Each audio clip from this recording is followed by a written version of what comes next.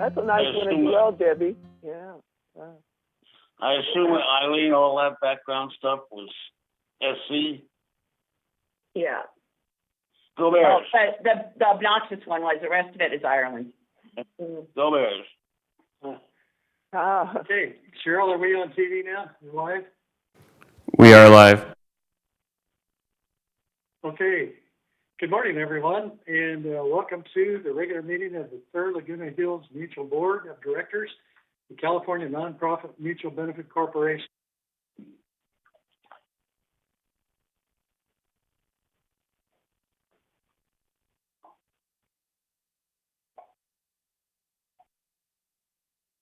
You're muted, Steve. You're muted. You're muted. Okay. I'll reiterate what I said here. Welcome, everyone. Welcome to our regular meeting of the Third Laguna Hills Mutual Board of Directors, the California Nonprofit Mutual Benefit Corporation. Today is April 20th, 2021, and it's a little past 9:30 a.m. Welcome to the meeting. I call the meeting to order, and we do have a quorum. And at this time, we'll have the Pledge of Allegiance led by Director Jarrett. And she's muted. Just one moment. Hold on.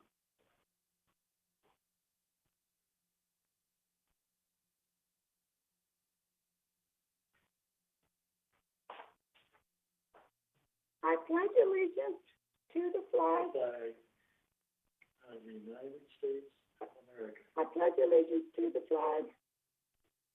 Oh my gosh. Somebody else do it, please.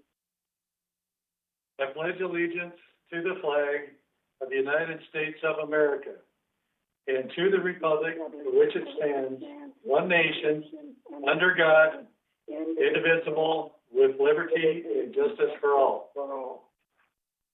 I'm sorry, I froze. Thank you. I would, at this time, ask you to turn off your electronic devices so we won't be interrupted, and we'll acknowledge the media as at a distance. Do I have a motion to approve the agenda? Okay, Donna, and then Debbie seconds. Okay, any discussion? If there's no objection, we'll consider this by common consensus. Okay, approval of the minutes of March 16th, 2021, regular board meeting. I hear a motion to approve those minutes. Okay, Annie? A second? I'll second. Okay, Reeves is seconds. Any comments, questions, corrections? Okay, hearing none, we'll consider that approved by consensus as well.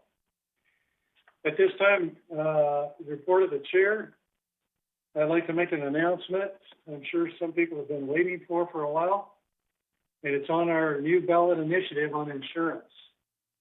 You know, last fall, the third board of directors brought to the membership a vote regarding insurance and other issues. As you know, it did not pass.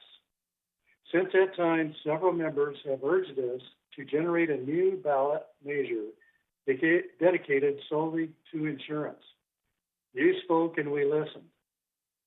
Our board is pleased to share that we carefully considered your feedback regarding this matter, and we voted unanimously to hold another general election featuring insurance only. As our insurance renewal date is currently October 1st, but maybe sooner, time is once again critical as we are scheduling the election to close the last week of June. The date is significant because we must inform our broker of the level of insurance to secure within the marketplace. To that, we are asking for assistance. We seek a few volunteers who are analytical and wish to help us sort out this challenge. I will chair the effort.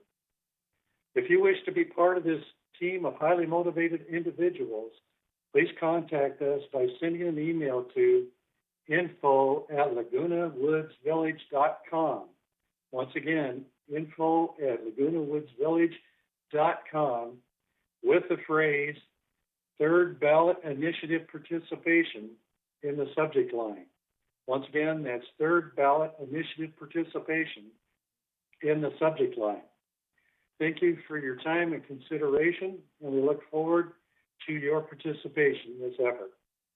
For further clarification about the insurance initiative, I will ask Director Muchnick to make comments. Director Muchnick. Thank you, President Parsons. Some of you have already seen the agenda and the addendum related to the ballot, and there's already been some confusion. So I'd like to read a statement that we prepared that hopefully will clear up that confusion. We ask the staff to prepare a recommendation and resolution for the third board so that we could begin the process of creating a ballot for the membership to consider changing the CC&Rs with regards to the insurance. As Steve said in his opening remarks, you spoke and the board listened. The first step to try to change the insurance requirement from 100% replacement to something more manageable is to select an independent inspector of elections and to set a timetable for the whole process. That's what we want to do today. The only reason the staff included in the recommendation a reference to the 59 variations is that if the change passes, the insurance change passes, that is, there will need to be filed at the county level changes in each of the 59 different CC&Rs. Yes, most of the CC&Rs are basically the same, but 59 different ones are still on file with the county. So 59 will have to be changed if this ballot is successful. Please know that all 59 will have the same exact change made regarding the insurance requirement, again, should we be successful in having this ballot approved by you, the membership. The actual wording of the changes to the insurance component of the CC&Rs is still being worked on and will be publicly released as soon as it is ready. We are hoping to be able to share the exact wording with you next week. Thank you. Thank you, Director Muchnick. Now we're moving on to item 7, which is the VMS Recognition and Excellence Awards. And I believe, Siobhan, you'll be taking the lead on this? Yes, I am. Thank you, Okay. President Parsons. Good morning. We are pleased to share the VMS Recognition of Excellence Awards with the third board this morning. This features employees who are being recognized for providing exemplary services to our community. This morning, we feature general services, media services, and maintenance and construction. Thank you.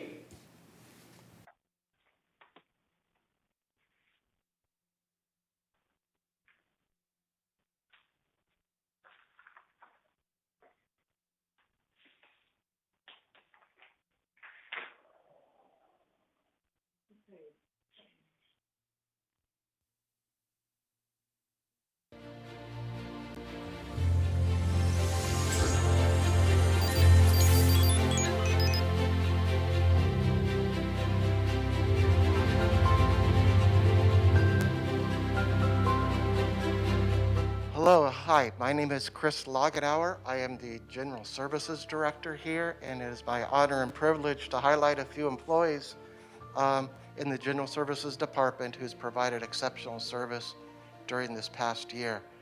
The employees I'm recognizing work for both transportation and janitorial, and the first person I'd like to call up is Gilberto Chagoya. Gilberto is a foreman for our Work Center 935, and they provide the janitorial service for the various mutuals. And over the course of the year, we put a lot of, the COVID impact has put a lot of pressure on our janitorial staff.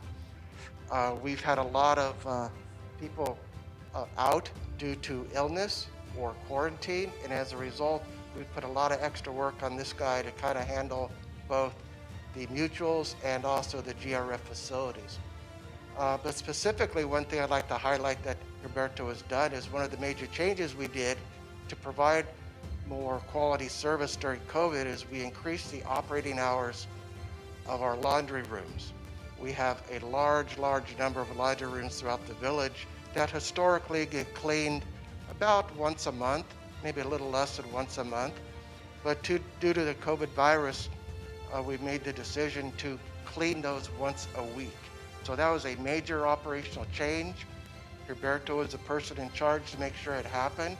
And as a result, we're feeling we're providing the residents a much more safe facility for them to do their daily living in. So as a result, Roberto, I'd like to present this to you and thank you very much for your work. Thank you. Thank you very much. And next, it's my privilege to highlight a team of people who are really the guts behind the transportation system. It's the entire van driver team. We have about 20 or so drivers, both full-time and part-time, where they're the ones that are driving the vans out with the fixed route system, or our journey program, which takes those that have medical needs, more of a one-on-one need, to medical appointments and things like that. And as you can imagine, during the COVID-19 year, 2020 has been very, very challenging for transportation. Specifically, I mean, we were excited when the year first started because we were implementing a brand new transportation system. We totally redid our fixed routes, and we hired a consultant, but one of the major components of making the route system better was the input that we received from the drivers. They were very involved with the consultant. The consultant met with them for a good 2-3 hour time period, got all their feedback, and that feedback was invaluable to make sure we put a good system together. So as we started this up, we started rolling, then all of a sudden in March, things changed. And so we totally had to change everything we do in transportation. And as a result, we got more feedback from the drivers to make any tweaks that we needed because we had to reduce levels of service. So it's because of their input and because of their expertise that they provided us, we're able to maintain a good transportation program throughout the COVID time. The other thing is these guys have been working out on the front line with the residents who have a need for transportation throughout the whole COVID period. And their job has basically changed. In addition to driving, now they're responsible, making sure that people are wearing their masks, social distancing, making sure that the bus is clean, all those extra things to ensure the safety of the residents, they did. And the nice part about it, they did it without complaining. They did it because they care about the residents. And finally, I mean, the other thing that was really hard to do operationally is we got to a point to where it was getting so bad that we had to actually reduce the number of hours that the drivers were working, especially for the full-time staff. And so their hours were actually reduced for a few months. And to their credit, they understood, they took it, and they adjusted the best that they could. We were able to get their hours back later. But I was really appreciative of their attitude of providing quality service to the residents first without complaining about new things that they were doing. So it is really my honor and privilege to highlight these guys. They work hard each and every day for the residents behind the scenes. Don't get a lot of thanks a lot of times. So this is a great opportunity for me and others just to say thank you for the work that you're doing. And with that, we got a few little things to hand out for you guys. So the first is Richard Buzness, or Buzz, forget the proper way. So Buzz here, thank you very much, appreciate it. Next we got Jose Barriga. Where's he at? There he is back there. There you go. Thank you, Jose. All right. Thank you. Next we got Jose Balladran. There he is. Thanks, Jose, appreciate it. And next, Cesar Sanchez. Here you go, Cesar. Thank you, sir. Thank you. And next we have Sean Zada. I won't say his regular last name. Thanks, Sean. Appreciate your help. And next we have Mark Holland. Here you go, Mark. Thank you, sir. Thank you. Thank you. And next we have Neva Fambro. All right. Thank you, Neva. Appreciate it. And finally, we have Michael Everett. All right. Thank you, sir. Appreciate your help. Thank you. And that's my driver team. I'm so appreciative of the work they do and glad they have a chance to get recognized in front of the community. Thank you very much.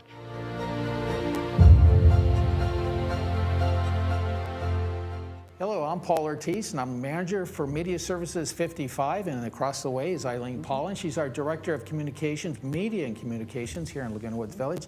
And this is Michelle Mitzel.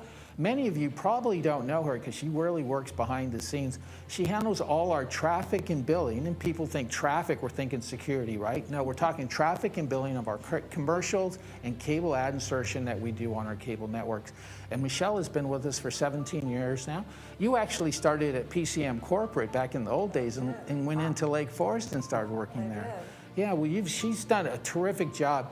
And one of the things we want to talk about is this evolution that we've had in the last year with our division. Yeah, so just about a year ago, at the beginning of the 2020, we merged everything, all of our communication platforms into one department, which made a whole lot of sense, but we didn't realize how great of sense it made until the pandemic hit, because we just hit the ground running, and the relationship between all of the team for media and communications has just been outstanding this year. And one of the things a lot of people don't realize is that we've all heard that we had a malware attack. Well, we kind of got a double whammy up here because the outside vendor that we used to schedule the trafficking got hit. And that basically renders you unable to do anything until it gets straightened out. And Michelle really kept her cool doing that. And as a result, it's really important for our residents to realize that advertising revenue offsets the costs of running the studio. So losing any revenue during that time was not going to be a good thing. Right. And your dedication made sure that the ads still ran and the revenue came in and the billing, and we just can't thank you enough. Right. As if the pandemic wasn't hard enough, and the end of last year when we did get hit with that malware attack, you worked through our own IT department, working internally with Chuck and all of his staff to get everything up and running. And here we were, I think, a couple weeks from thinking we're ready to go. And then our vendor got hit with his attack. And then again, that was your expertise, your efforts that really made it happen. And then working with our vendor to get us back online again. And when you talk about revenue, during that whole time, we probably lost only a few days or a week during that time. And if it wasn't for your efforts and proactive work ethic, I don't think we could have got done it as quickly as we did. So congratulations on this Recognition of Excellence Award. Oh, and getting a handshake too. Oh, You get to really sweet. touch each other? Wow, that's special. But Michelle has done a terrific job here for Media Services 55. If you ever see her in the hallway, be sure and say hello. And congratulations once again. Thank you. Congratulations, Michelle. Well deserved.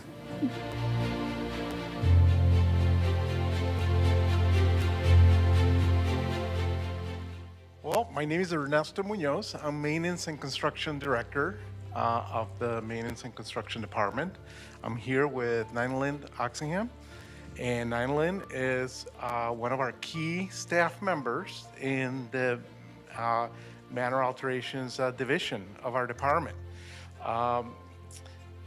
Nynelyn has been with us, it's going on 3 years, and she is in the intake section of our manor alterations division, which is essentially the first phase that the members see, or the first voice they hear relative to the intake of their requests. And we're here today because we want to express our sincere appreciation to Nynelyn for the excellent work that she does. Nynelyn has a very calming attitude, is very professional with our members, and de-escalate a lot of the issues with them. At the same time, allows them to move forward through the process, the permitting process that we have, that is fairly complex. So she does that in a wonderful manner. In my opinion, in addition to aptitude, there's 3 attributes that anybody that we bring onto BMS need to have in order to be successful. One of them is caring attitude. You know, we deal with a population that needs that understanding, that needs that patience to deal with, and that is a key attribute. Second one is a professional attitude.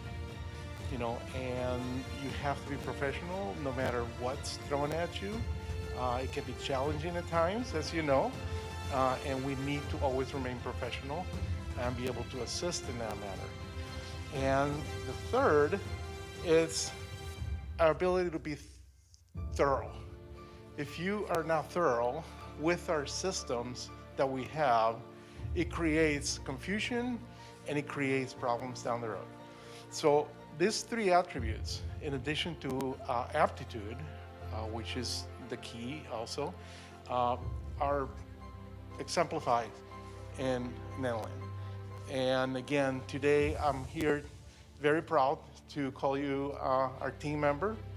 And I want to give you a recognition of excellence award. And thank you so much for everything you do. Like I said, you're a key member of our team, and without you, things would be just that much more difficult. So I wanted to also, Madeline, read an excerpt of an email that I just got yesterday from one of our members. And I'm just going to read pieces of the email, but it's directed to you and the alteration manager, Robbie Dankos. And he says, their exceptional care deserves recognition. These times have been difficult for all of us with our COVID concerns and restrictions, as well as computer system issues. But in spite of these challenges, the excellent communication skills and care displayed by both Robbie and Netherlands afforded us one step closer to our escrow closing. We are taking this few minutes to write this letter to you as director. As we feel recognition is certainly due. Please accept our thanks and gratitude for their work. They're shining stars in these difficult and dark feeling times. That was so nice. That was a lovely email. I love to get those. Keep them coming. Okay. And thank you so much for everything you do, Nayland. Thank you so much. Yeah. I appreciate the support. Of course. Congratulations. Thank you very much.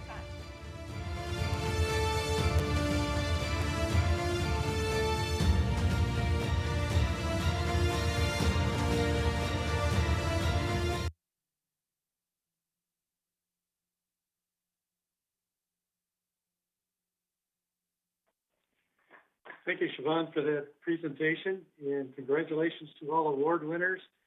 Your efforts are very much appreciated.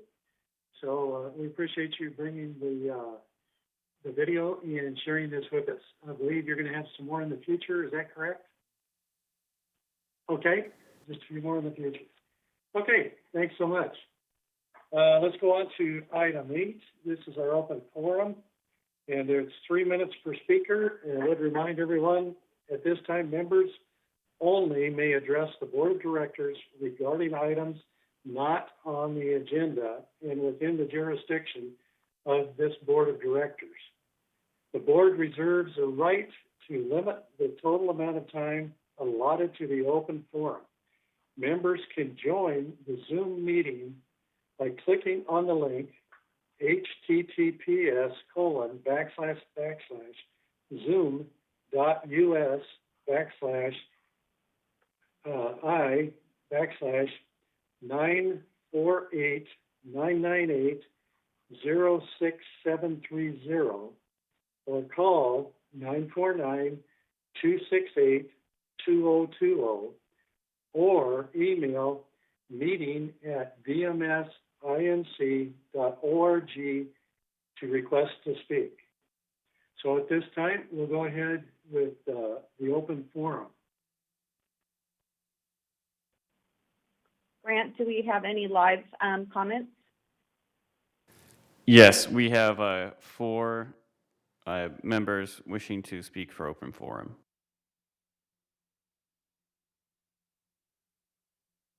Would you go Okay, ahead? we'll take all of their comments and then respond to them later. Great. So the first is Jules Zalon.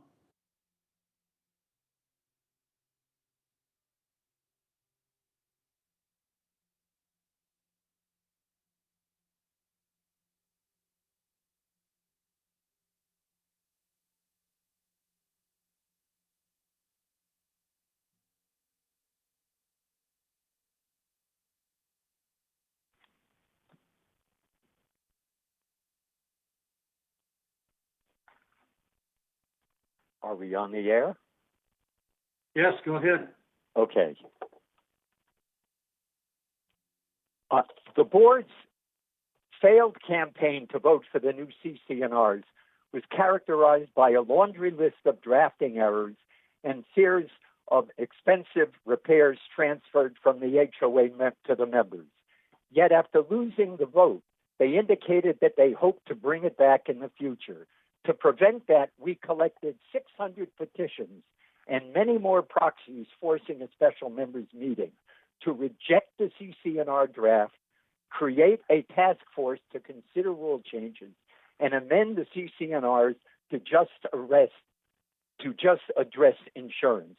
Our bylaws give members the right to vote at such meetings. Why have a meeting except to vote? That's why the meeting is called, right?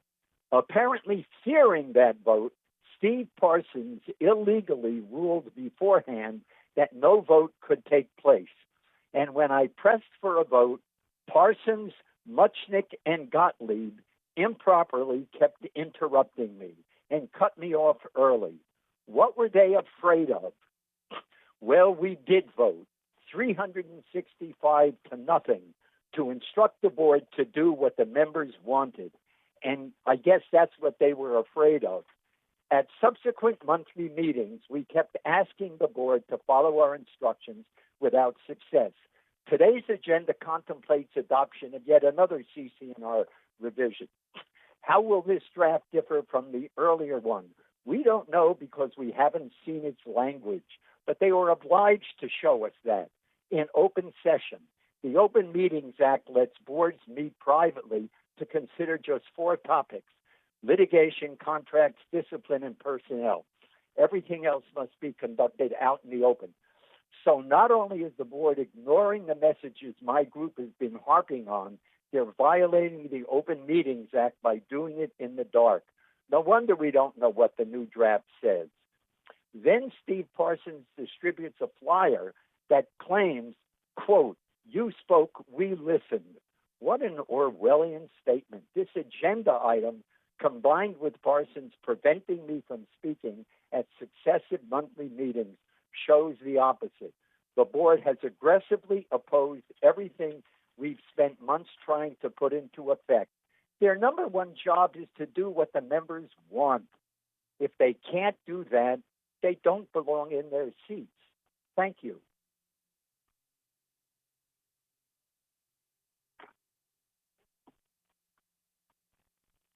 Okay, next. The next is Carol Moore.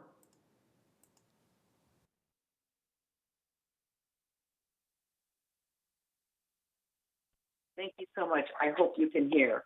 First, I want to congratulate all the employees who received their recognition of excellence. And from what I heard, it was because of good communication and good leadership. To understand, sometimes we need to step back and take a look at things. What if we heard that a board in the leisure world community in Arizona had a serious issue and told their community they needed to pass an amendment so the board could address the problem? But months go by with no communication before the residents finally receive a ballot with no understanding of what the amendment was or even where to find the information they were to vote on. And when the residents finally do find the information, they discover it isn't an amendment. Instead, all their governing documents had been rewritten with some rather significant errors. The board agrees there were problems, but they tell the voters, go ahead, we'll fix the errors later. Most hearing this story would shake their heads, for why would a vote be scheduled before discussing what you're going to vote on? And then what if we hear that hundreds of those residents submitted a petition asking for a special meeting to discuss a possible amendment. The board refused and said, no, we were not going to discuss anything. And we'll follow the law, we'll call the meeting, but we're only going to listen. Again, if you heard this story about another board doing that, you would say, what is going on? There always will be problems, and to solve them, there must be communication and clear direction. We don't believe the board is unskilled. We don't believe the board is not conscientious. No, it is not lack of ability. It's not lack of intent. It's not, but it is lack of direction. More than a year ago, we learned we needed an amendment to allow the board flexibility when obtaining insurance while also protecting residents.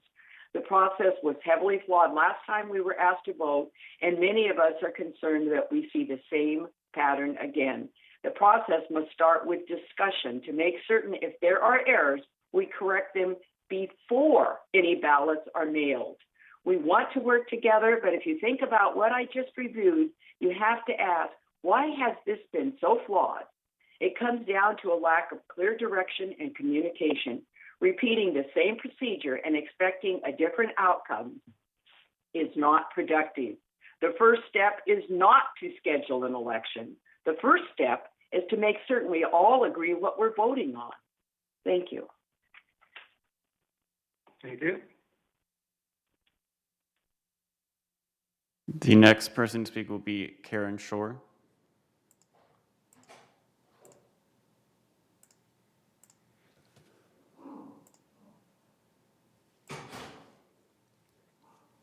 Okay, looks like I'm unmuted. And once again, I'd like to request that we have video of our speakers. I would have liked to have met prior speakers personally, as personal as we can get on this medium of Zoom, which is what I wish to speak about today. Is it possible? Okay, looks like we've got the video going as well as audio. I'm going to go ahead and read my comments today to the third board. My name is Karen Shore. I live at 4012 Calle Sonora Oeste, 3G. Dear third board members, though some community meetings have returned to taking place in Laguna Woods Village buildings, though some community meetings are taking place in Orange County, Laguna Woods Village buildings remain closed for our board and committee meetings. Though Zoom technology has proved to be a very good alternative, it is anticipated that indoor board meetings should again begin sometime in the near future. The intent of my comments today is to make a request that Zoom continue to be offered once indoor meetings resume in our community. Resident participation in board and committee meetings is an important component of this community and should be encouraged.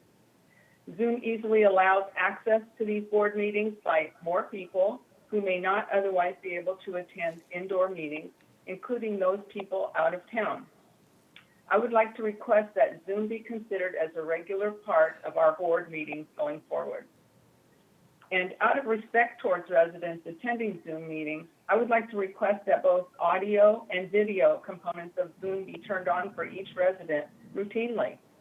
As for those board members who wish to block their own video access, residents could also block themselves from view if preferred.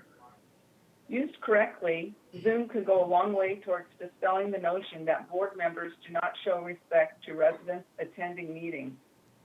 Near constant negating comments and at times nonverbal communication by board members, such as shaking one's head no in disagreement to residents as they are speaking, has been observed. Just like you, people want to have their viewpoints heard and actually considered. With Zoom, you could ask questions of residents and interact with your fellow board members on topics presented by residents. There's always room for improvement in communication. Zoom use during board meetings can be an efficient tool to better listening as well as having thoughtful discussion if interested. Thank you. Thank you.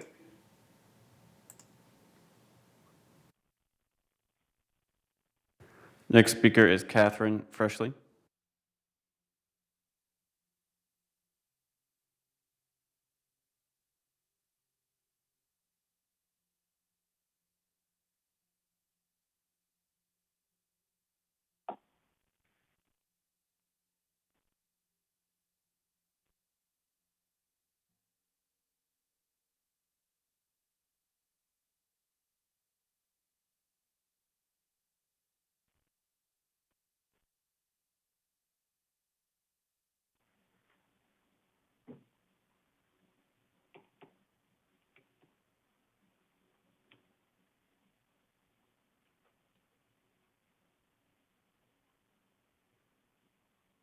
Thank you for making the connection.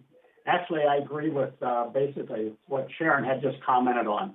I participated over the last year in these kind of Zoom meetings, at least 10 a month.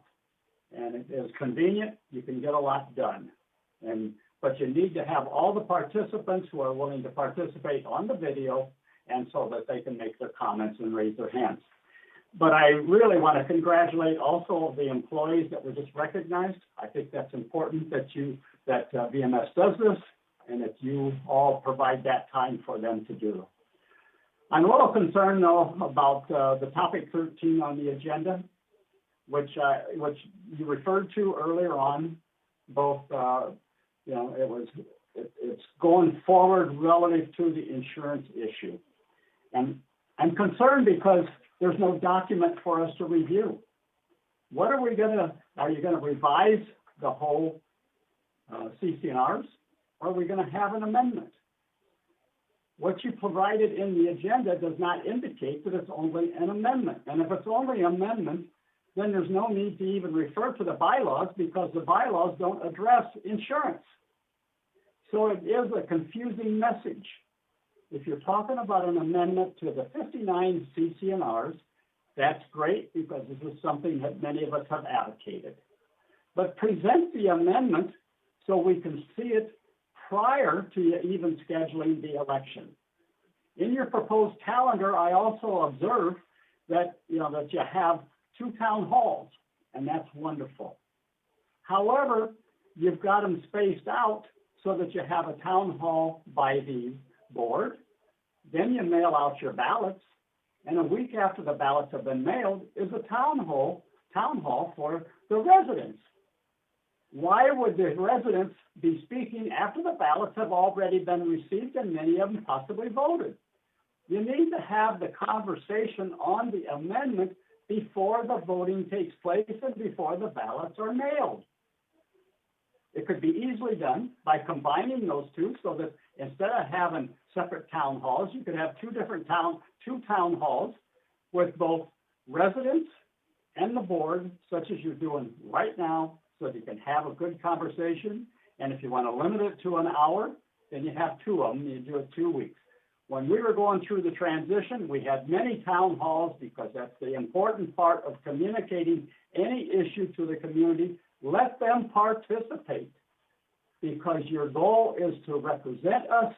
You're not there as dictators. You're there to represent the community, and that's what we all expect. And I realize the challenges that you have to have adequate insurance coverage. Then you can work, but you should be working with GRF and the other. President Parsons, the 3 minutes have expired. Thank you. I'm just Thank about. you, Catherine, for your comments. Okay. We'll wait a minute and then we'll answer. Actually, President Parsons, we still have 4 more comments that were sent in. Okay, go ahead. The first is from resident Laureen Rodmaker at 2397 2H. I would like to make a request to the Third Mutual Board to be considered at this next meeting. I live at 2397 via Mariposa West, Unit 2H. My building is currently being painted. I've been informed that the black cast iron gate in front of my front door will not be painted because it is not original, but has been replaced. This must have happened long before I bought the unit back in 2013. The gate is very old and it looks terrible. I'd like to ask that the paint crew paint my gate while they're here. I would gladly pay to have this done. This could be done very easily by the paint crew since they have all the necessary equipment and expertise. I have been told by resident services that the third mutual board made the decision not to paint any gate that is not original. And so I have to ask the third board to consider my request to have the paint crew paint my gate at my expense. Clearly, when people come to look at any unit in this building that's for sale, you will see that some gates look very good, but other gates are old and terrible. This could adversely impact their interest in buying a unit in that building. I would appreciate your attention to this request. Thank you. The second comment is from resident Merle Entner at 3072 Ria Serena. I've been a resident since 2008, and I have two separate issues to discuss. One, I'd like clarification on the other reasons for the insurance increases. Is it due to the fire danger in Laguna Woods from the nearby hills? If this is the reason, is there a way to clear the area of burnable material, also called weed abatement, to point that it is no longer a threat? If this area is not city property, can the city mitigate the situation and find a solution? Point number two, assuming that the residents' dues and Third Mutual are all the same, is there a way to adjust the association dues so that the lower valued property managers pay lower dues than the higher valued managers? It does not seem fair that $1 million home with a 2-car garage would pay the same dues as a multi-story carport property. It's troublesome to believe that the maintenance costs, including landscape and building maintenance, are equal. From the website, it was stated that breaking out the cost of residential units would be too expensive. There may be a way of doing it by attach a numerical label to each property. Please give me a call to clarify further. I want to take the time to thank you for your devoted time to make this village a great place, and a special thank you for the life-saving vaccine. The third comment is from Bob Hatch at 5064. The election held 11-3 was troublesome to many of our members. It came as a surprise.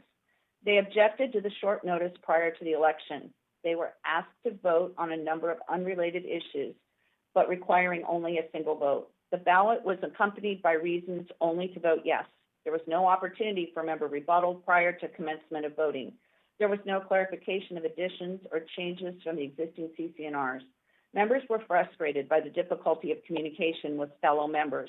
Channel 6, the Globe, and the Village Breeze are great means of communication, but the use is dominated by the board. As a result, all of these failures, many members voted prior to being fully informed on some substantive matters. Going forward in a similar election, I would suggest that, number one, send proposed documents to members well in advance of the election. Number two, make clear any changes or additions to the documents and why. Number three, include both reasons to vote yes, along with reasons to vote no. Number four, allow greater access to communication resources that are paid by the members. Number five, mail the ballot to members following a reasonable time for members to understand what they're voting for. These suggestions may make it harder for the board to achieve the results they wish, but it will greatly increase their credibility. As one of our members succinctly stated, the board's purpose is to serve the needs of its members, not to rule. And the final comment is from Susan Smallwood at 3033. First, the leadership and legal counsel continue to disregard the needs of the residents.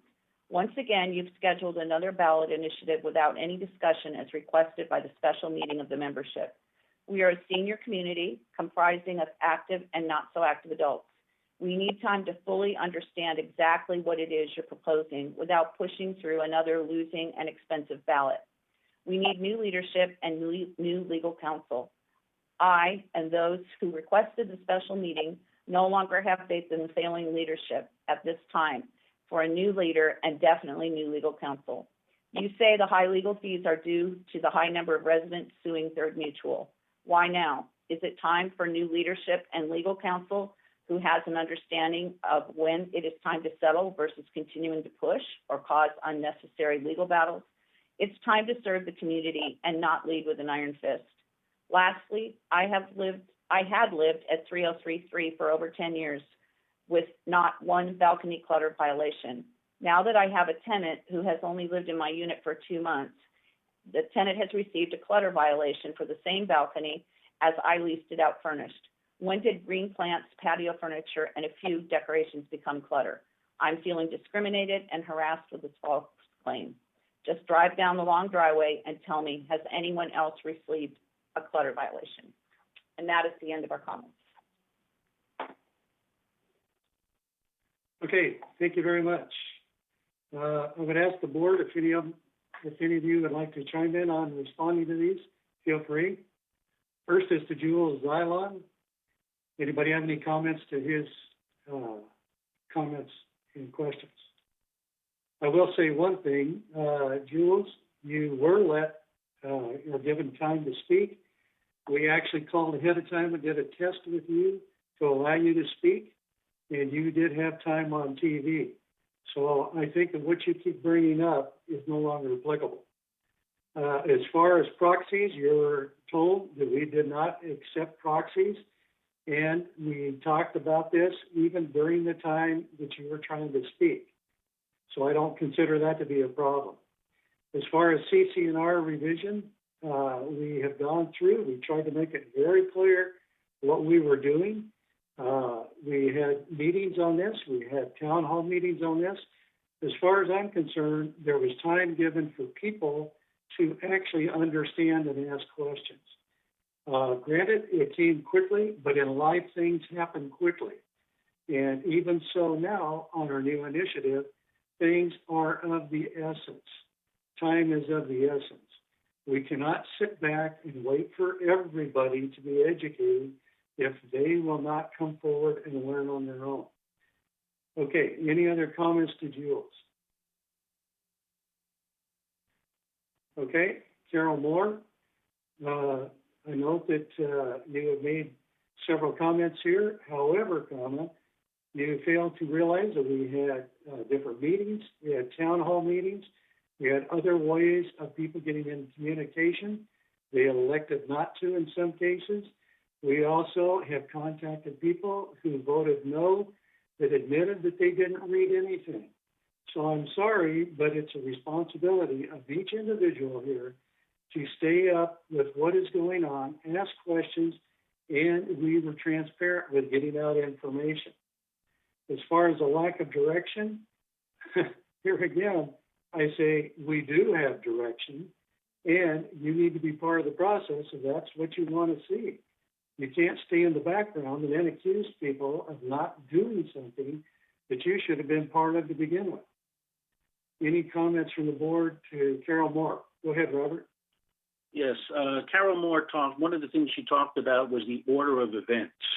And she felt that we were, my phrase, not her phrase, putting the cart before the horse, that we should have the wording of the actual ballot available to the membership before we schedule the election. As I said in my comments previously today, we will expect to have the wording of the ballot available next week. The membership will not be receiving formally the materials until the end of May. So we expect to have the opportunity for the membership, people like Carol Moore and others, to see the wording of the ballot. And if they want to then have input into the wording of the ballot, it's not finalized at that stage. We expect to share that with the people next week. Okay, any other comments? Okay, to Karen Shore. She talked about having meetings in person and continuing Zoom meetings. And I believe that Debbie has a comment here. Yeah, I think that that's something that's obviously, we've all adjusted to Zoom life, and it works well.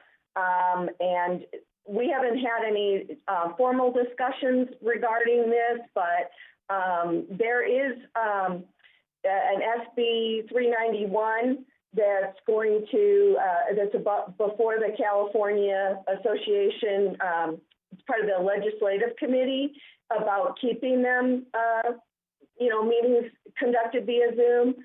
So right now there's an executive order that authorizes it, but yes, there's going to be a bill before the House that's going to, put it into law. So we will probably more than likely have Zoom meetings available for the foreseeable future if this law passes. But I am 100% in agreement that we should maintain a Zoom presence and allow residents to come via Zoom.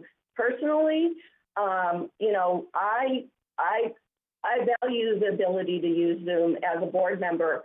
We have a tremendous amount. Not only are we on these board meetings, but we also are on multiple committees with GRF, and so you know, it does save a lot of time to be able to attend meetings via Zoom.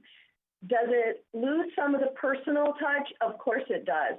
But we do get a lot of work done, and so I to Karen's point, I don't think Zoom's going away anytime soon. So we hear you. Thank you. Okay, any other responses? Okay, on to Catherine Freshley. I think we've talked about the continuance of Zoom. On insurance, she talked about an amendment or a change to the CCNRs. Whether it's a change embedded in the CCNRs or an amendment, it still has to be recorded. And as Director Muchnick mentioned earlier, that will be out for people to see very soon. Okay, any other comments to Catherine? Go ahead, Robert.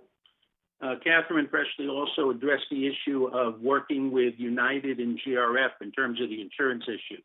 And she needs to understand that that's really no longer possible, that we have our own broker in Gallagher. They have a different broker in the company by the name of Marsh.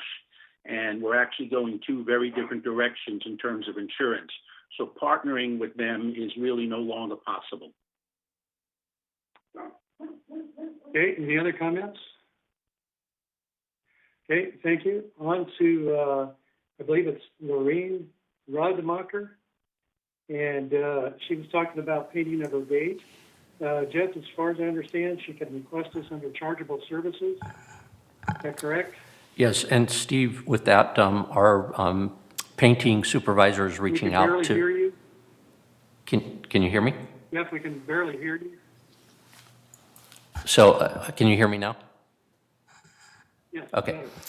So I just wanted to mention that our Ernesto and our paint supervisor will be reaching out to Ms. Rodemacher and contact her with regards to the gate.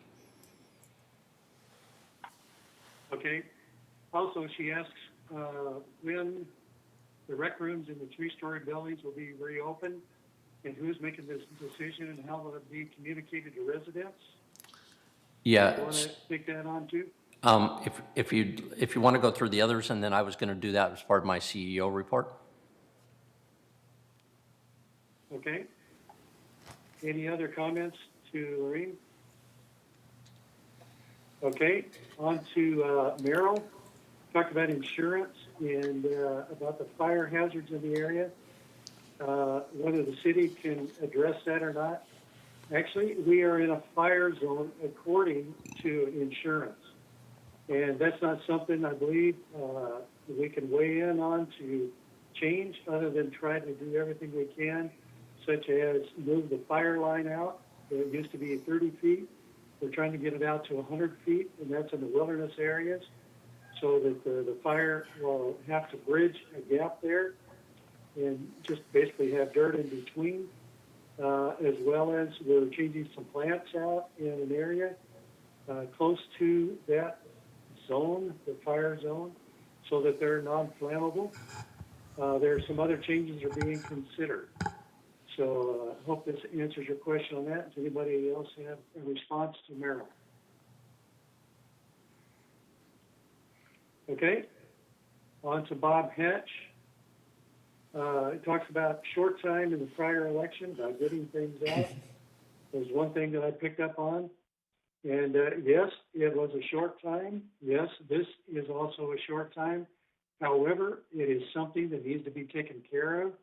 We have to move quickly on this because our new broker is going out soon to the industry to find out what's available and work from there. So we're going to have to be able to tell them soon how much we're looking for and how much we can afford.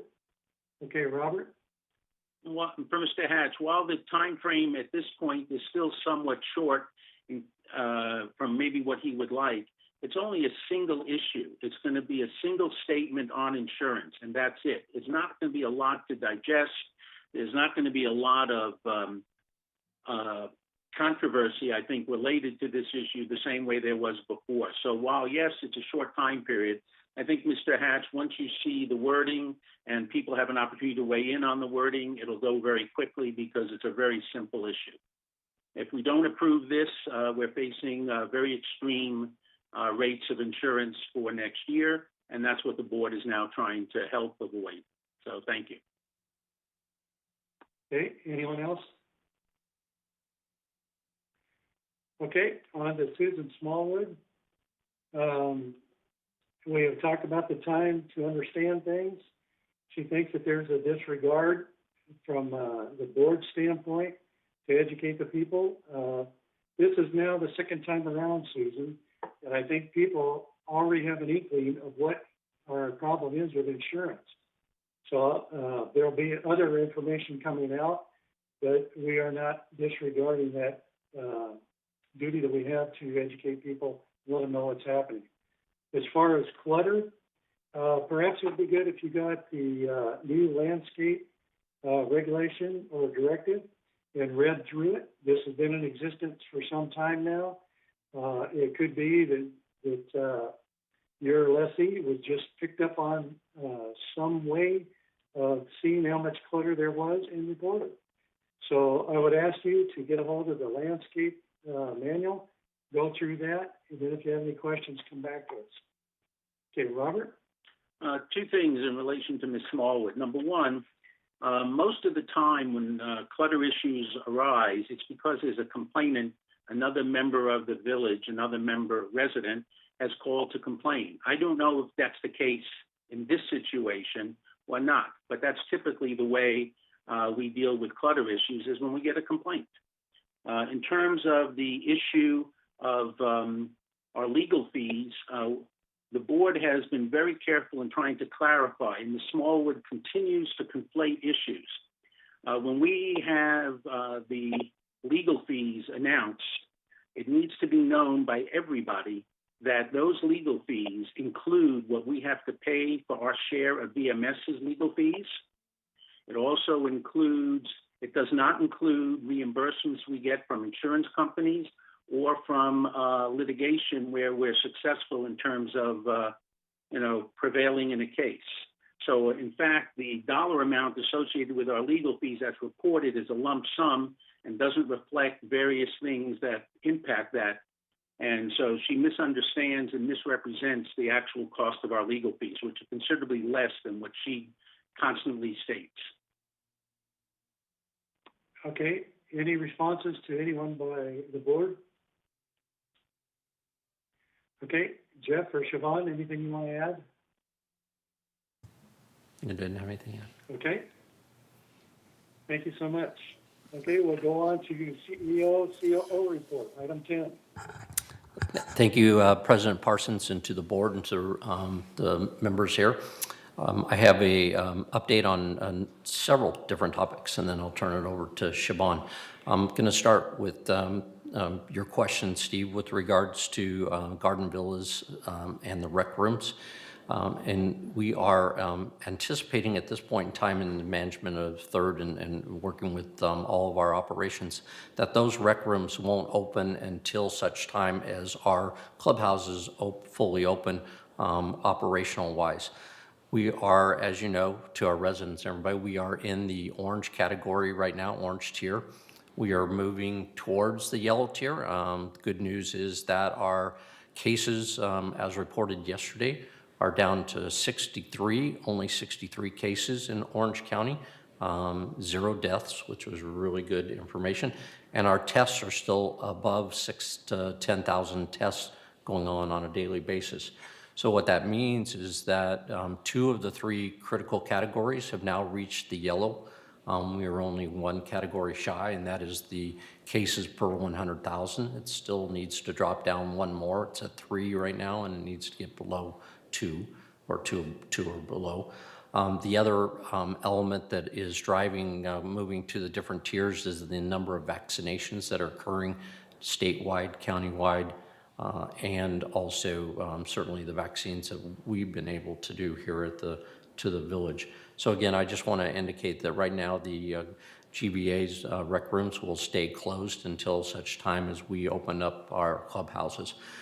The governor has indicated that he wants to see the state of California reopened with no restrictions as far as the usage of facilities.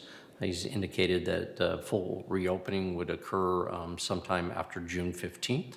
So I think that is a time frame that individuals who are interested in that capability of our rec rooms and the GBA recreation rooms, probably a June time frame is something that we would be reevaluating that. And that's it for COVID, so those are really good news. And with regards to the community of Laguna Woods, which we're a part of, our numbers have been real stable for the whole month of April. We've only seen an increase of only 4 cases for the whole month, so that's really, really good news. And only 1 additional fatality in the whole last 3 weeks. So again, that's the whole community of Laguna Woods, not just the village, but again, very stable rates, and that's great to hear because the more stability, the curve goes down, and reopening activities can occur more and more. And as you know, with regards to going into the orange category, we were able to open some additional facilities in the last couple of weeks through our recreation department. At your agenda prep meeting and everything, you had asked for a number of updates, and so I wanted to give you a couple of them real quickly.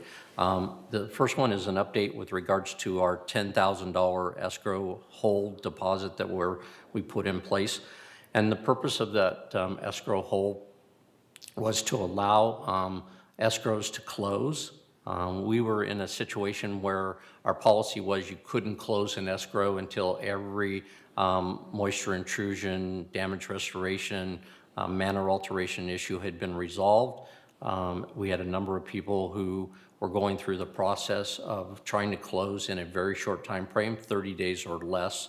What we realized is that we independently could not go through and make all of the corrections and get all of that information into our system and make sure that we were protecting the mutual. So we put in place, in talking with the real estate brokers, and had a meeting with them, and what we came up with was this kind of interim policy of putting a $10,000 hold. It's been effective. We're working, I met with a couple other brokers the other day. We just need to put some more documentation. As you know, their packets are real thick, and they just wanted to make sure that their sellers and their buyers had a little bit more documentation in that package to understand the $10,000 hold and how that was getting paid back and how that's working. So we're putting that together, and but the process has been working. The cases are averaging about 10 cases a month of where people are going in and asking for that fast track early escrow closure. So it's been working from the deposit point of view. The average for January and February is about 35 days to get the money back to that individual or release the money back. We have had cases, the most extreme of that, we had a $10,000, as you know, all of them are $10,000. We did have a $10,000 hold in which $9,800 had to be paid back to the mutual. In that case, there was only a release of $200. So that's an example of why we did it, because if we didn't have that kind of a deposit system set up, you would be eating that kind of a cost, and we don't want to put that burden on the mutuals. So it's effective. We're going to keep evaluating, because if we get down to the point where we're only having 1 or 2 a month, then we may evaluate just eliminating that and going back to our original resolution proposal, which is basically you can't close escrow until everything's cleared up. But if all of those things are getting cleared that quickly, then we can meet most of the escrow closures, even the 30-day ones. But positive right now, and again, The only ramification that I ran into recently was, and I had a good dialogue with a couple of brokers, was to get them a little bit more of a document that they could put in their packets. So that's an update on the $10,000 escrow. Excuse me. The next item I wanted to mention was we were notified through the FCC and other agencies that the 949 area code, which we are part of, is going to require moving to every resident using 949 or calling a 949 number is going to have to dial all 10 digits. So instead of just the 7 digits that you normally call inside your area code, you're also going to have to dial the 949 to start it. So you're going to have to use all 10. This is a requirement that is and will go into place starting in April. It is up to the individual carriers to implement this. So depending if you're AT&T or Verizon or any of the other carriers, it's best that residents contact their carriers and go on their websites and see what kind of transition time frame. It's all required to happen by October 24th of this year. So everybody by October 24th will be calling that 10-digit number. Our carrier here at the Village has indicated that they're going to start as soon as April 24th, making that transition. So when you're calling the numbers here at the Village, that you're going to be using that 10-digit number, i.e. the 949 to begin with, but they are not making it so it's so mandatory. They're going to phase it in so people can still do both, but they do want to make that transition quickly, so they're going to be starting here at the Village with regards to our phone numbers on the 24th. With regards to the budget schedule, one of the things that was asked, we have a tentative budget schedule, and I wanted to just mention relative to the third board, we have a schedule for you starting in June, the landscape review. That would be Thursday, June 3rd, and maintenance review would be Wednesday, June 2nd. So those are back-to-back, M&C review on the 2nd of June and landscape review on the 3rd of June. Then as we go through that process and you review that, then we come into the business plan review, which is Friday, 16th of July. And then we follow up with the televised business plan review, which would be scheduled, tentatively scheduled right now for August 12th or 3rd. And then finally, your business plan adoption would be in September. So those are the tentative dates, and we're going to get, obviously, our staff is putting our draft budgets together right now, so we'll be working closely with you, Steve, and your board with regards to review of those processes. We're also working with GRF and scheduling the capital project review, and that date has not been set yet because we probably were going to add an additional couple of meetings with regards to capital review this year, as well as some of the operational elements that are under GRF.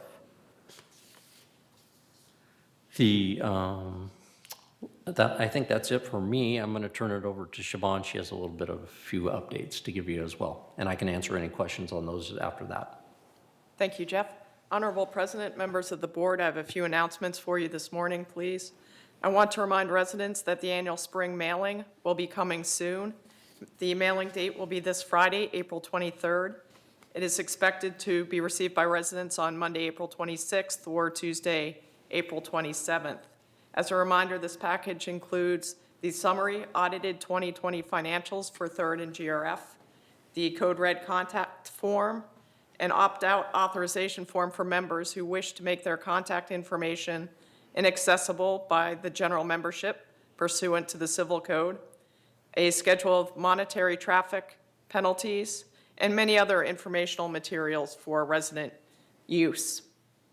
The National Prescription Take-Back Day is coming up, and the City of Laguna Woods is hosting a National Prescription Take-Back Day event. It will be held Saturday, April 24th from 10 a.m. to 2 p.m. at the Laguna Woods City Hall. This is an opportunity to dispose of unwanted and expired prescription medication. It is free and anonymous. No sharps, marijuana, or pressure canisters will be accepted. For more information, call 714-647-4133. The City of Laguna Hills will be holding a public hearing about the Laguna Hills Mall site. This will be held April 27th at 7 p.m. at the Laguna Hills Community Center located at 25555 Alicia Parkway. City Council will consider the adoption of a development agreement to modify the previously approved Five Lagunas project. And this will help continue to redevelop the 68-acre parcel with a mixed-use retail, office, and residential project. Interested persons will be given an opportunity to speak at the public hearing, or written communication may be submitted to the city clerk at 24035 El Toro Road, Laguna Hills, California, 92653. Also, a reminder that carport cleaning is underway and will continue through the end of April. Visit LagunaWoodsVillage.com to see the schedule and to learn when your carport will be cleaned. Additionally, GVA underground garage cleaning will be coming up. The General Services Department will begin scrubbing Gardenville underground garages on May 11th. All garages will be cleaned by the end of May. The department is finalizing the schedule, and then we'll be working with the Media and Communications Department to transmit that schedule to all interested residents. And the Recreation and Special Events Department reminds residents that bingo is now open. Register now to play bingo in the back patio of Clubhouse 2 on Tuesdays. Doors open at 1:45 and bingo starts at 2 p.m.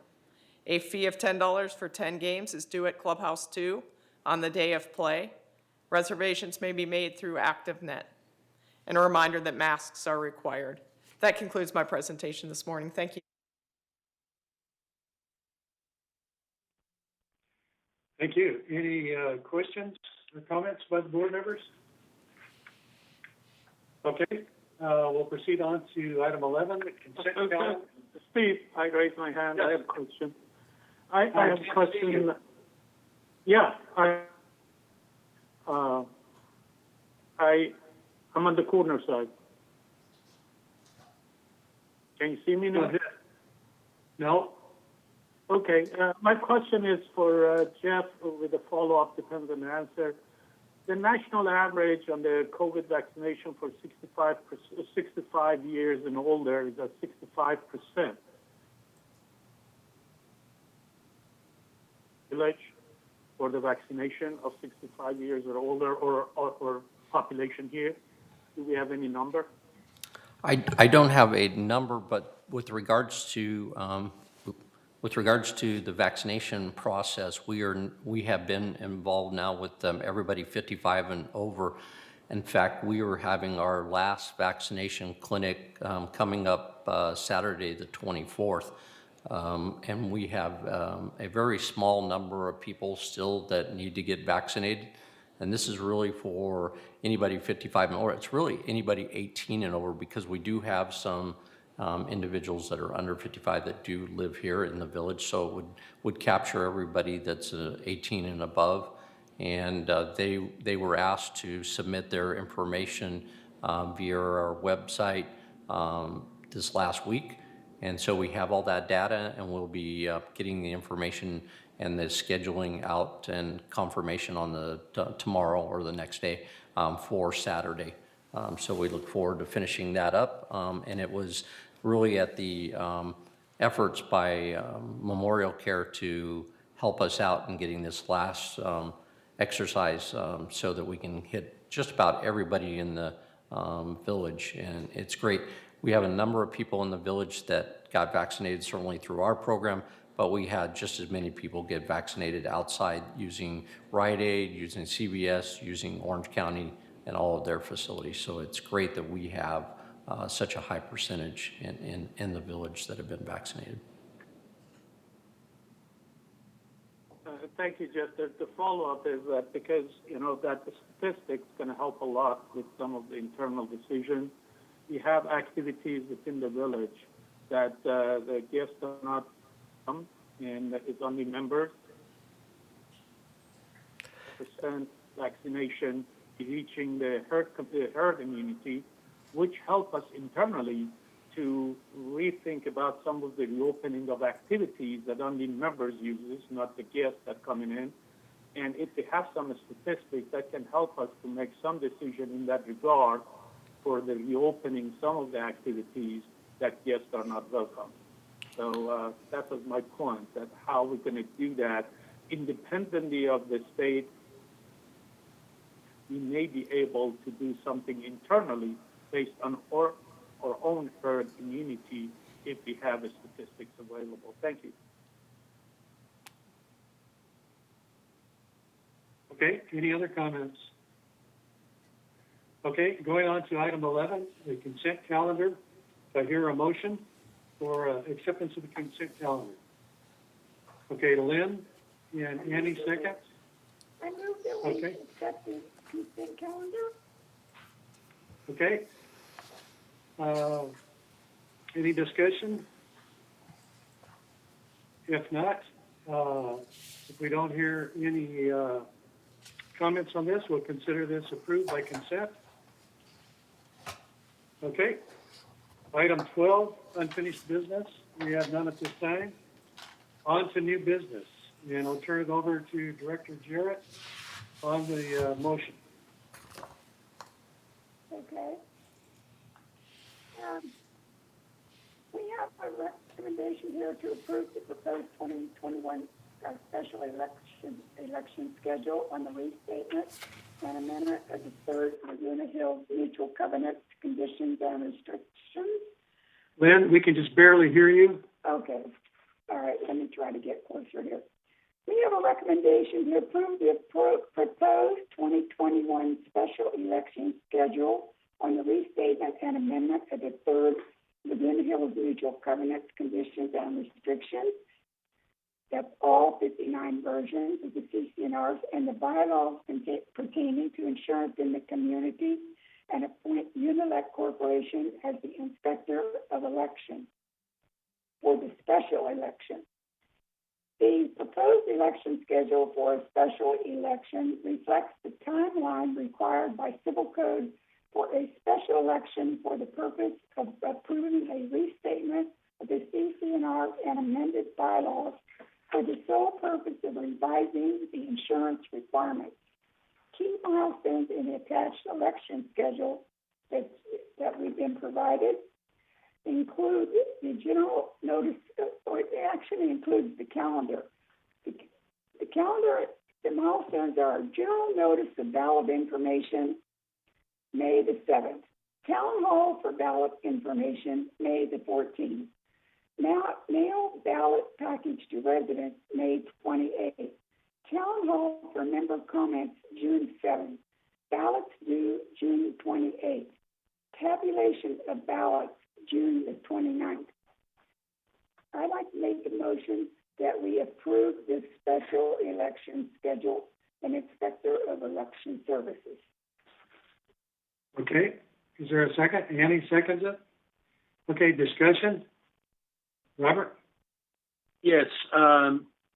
In listening to Catherine Freshley's comments earlier, I think she makes a very valid point about the town hall meeting for member comments being held after the ballot package has already been mailed. What I'd like to suggest for consideration by this board is that we actually, instead of having the town hall meeting for member comments on the 7th of June, we leave that there, but we add a second one. And that second one should come right after the town hall meeting for ballot information on 5/14, say the next week, 5/21, that we have a town hall meeting for member comments based upon the ballot information that we release. Then we leave the town hall meeting for member comments on 6/7, so that once people receive their ballot packages, there'll be a lot of other people that may have questions then, because that's the only way they got information was when they received the ballot package. So for this, I think Catherine Presley's point is a good one. And I think my suggestion is the way to address it is to add a second town hall member meeting for comments. That would be on the 21st of May. Okay, other comments? Okay, this is Reza. Go ahead, and then Debbie. Yeah, I really support what Robert said. That's excellent. After we do all of that, I really plead to the membership that please do not use this item as a political issue and to make points. If we are not successful in getting your insurance in order, it's going to impose undue hardship on some of our members that they might not be able to, handle. So please look at this issue as for the whole community, not a political issue, not to set scoring the points. Let's look at this, educate yourself. If you don't know a lot about the insurance issue here, as soon as you can. Our window of time is short, and we have to get this done in order to provide reasonable services to our membership. Other than that, a lot of people are going to have a lot of undue financial pressure on them, which the failure of this community is not a good thing to do. So please look at that way and be part of the process rather than just opposing without, any merit. That's my plea to everyone. Hey, Debbie? Thank you. I just want to go on to what Robert said, and I want to make sure before we vote that we redo those dates accordingly so that they're very clear as to when these meetings are. I think the more information that goes out via the emails, mail, and town hall meetings to clarify what this is about, it really, I don't think we can have too many town hall meetings about making sure that people understand, which also goes to Reza's point, that we have to be clear about what will happen with this ballot, both voting it in and why we're doing it and what it's about. So before I want to vote on this, I want to make sure that those dates that we got on the staff report we got are clearly shown to us before we vote. Okay, Debbie, do you not have a copy of these? I do, but I want the dates that Robert just mentioned. I want to make sure that we add that into those dates that show, I mean, right now it's written with those things. I want to make sure that what we vote on is the actual date. So to add in whatever Robert's date is that he said about the other town hall meeting. Okay, and to clarify, Robert, what you're doing is adding another town hall meeting on May 21st, correct? Member comments. Yeah. Member comments. Steve, Okay. Karen Shore has her hands up. Just a second, Reza. But that is the only thing that you're actually changing. Correct. Correct. Okay. Okay, so Reza, and then we'll come back to Debbie. No, I said Karen Shore has her hands up in the, in the gallery, so I don't know how you're going to handle that. Okay, thanks. Debbie, and then we'll do that. So we're mailing the ballot package on May 28th, but we're having a town hall before we mail for members? Yes. We need to don't we have to have something after the fact so people can ask us questions? We do have one scheduled for the 7th of June.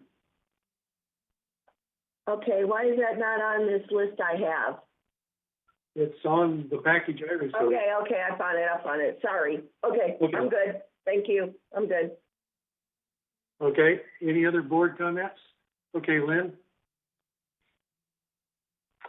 I just want to say that and express the wish that we need to get this, we can't push this schedule out any further. That's what I want to say. Because of the budget, we have to know what we're going to be doing with the budget. It's very, very important. We cannot push this date out any further, so that's what I want the members to know. Thank you. Okay, Robert? Steve, formally, we have a motion on the floor that was moved and seconded, moved by Lynn, seconded by Annie. I made a motion to amend that original motion, but nobody seconded it. So we would have to have somebody second it, and then we'd have to vote to amend the original motion that Lynn and Annie made. Okay, Debbie, are you seconding it? Okay, she's seconding it. Okay, any other discussion on the amendment? And that would be to add another town hall meeting for member comments on the 21st of May. Okay, if there's no objection, we'll consider that to be approved. Any objection? Okay, so that would be added to the list of dates. Okay, any other comment? Okay, let's go to Karen Shore.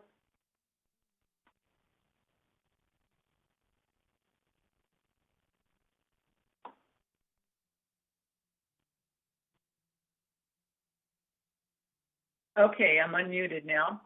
I just want to ask a question. I hope I get a direct answer. What I heard today was that proxies were not accepted at a prior special meeting. I would like to ask, and I've read the bylaws. I know that proxies are allowed in our election system. I'd like to ask and get an answer.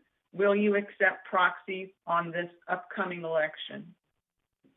Karen, the reason that it didn't hold value was it was not a vote of the entire membership. And in that case, you have to have a vote of the general membership to make anything binding on the board. That's what was stated at the time. That sounds debatable, whether a special election follows under that guideline, what you're stating. But can you please give me an answer regarding this upcoming election of the entire third board and whether you will accept proxies as our bylaws allow?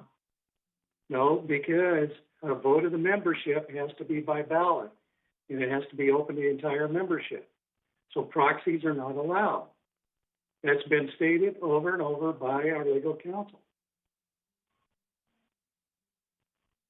It's not how I interpret it, but I'll accept what you say unless we want to go discuss that further at a later time.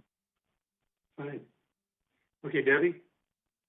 I'd just like to ask a question. Once member comments are over, isn't that the end of it? Yeah, so we're debating this specific topic, and people can chime in their comments at that time.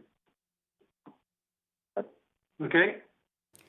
We do have, we have a motion on the floor. 2 other member comments. Okay, go ahead. You need to tell me a little bit faster, please. We have LE. I'll ask them to state their name and manner as they join. Okay.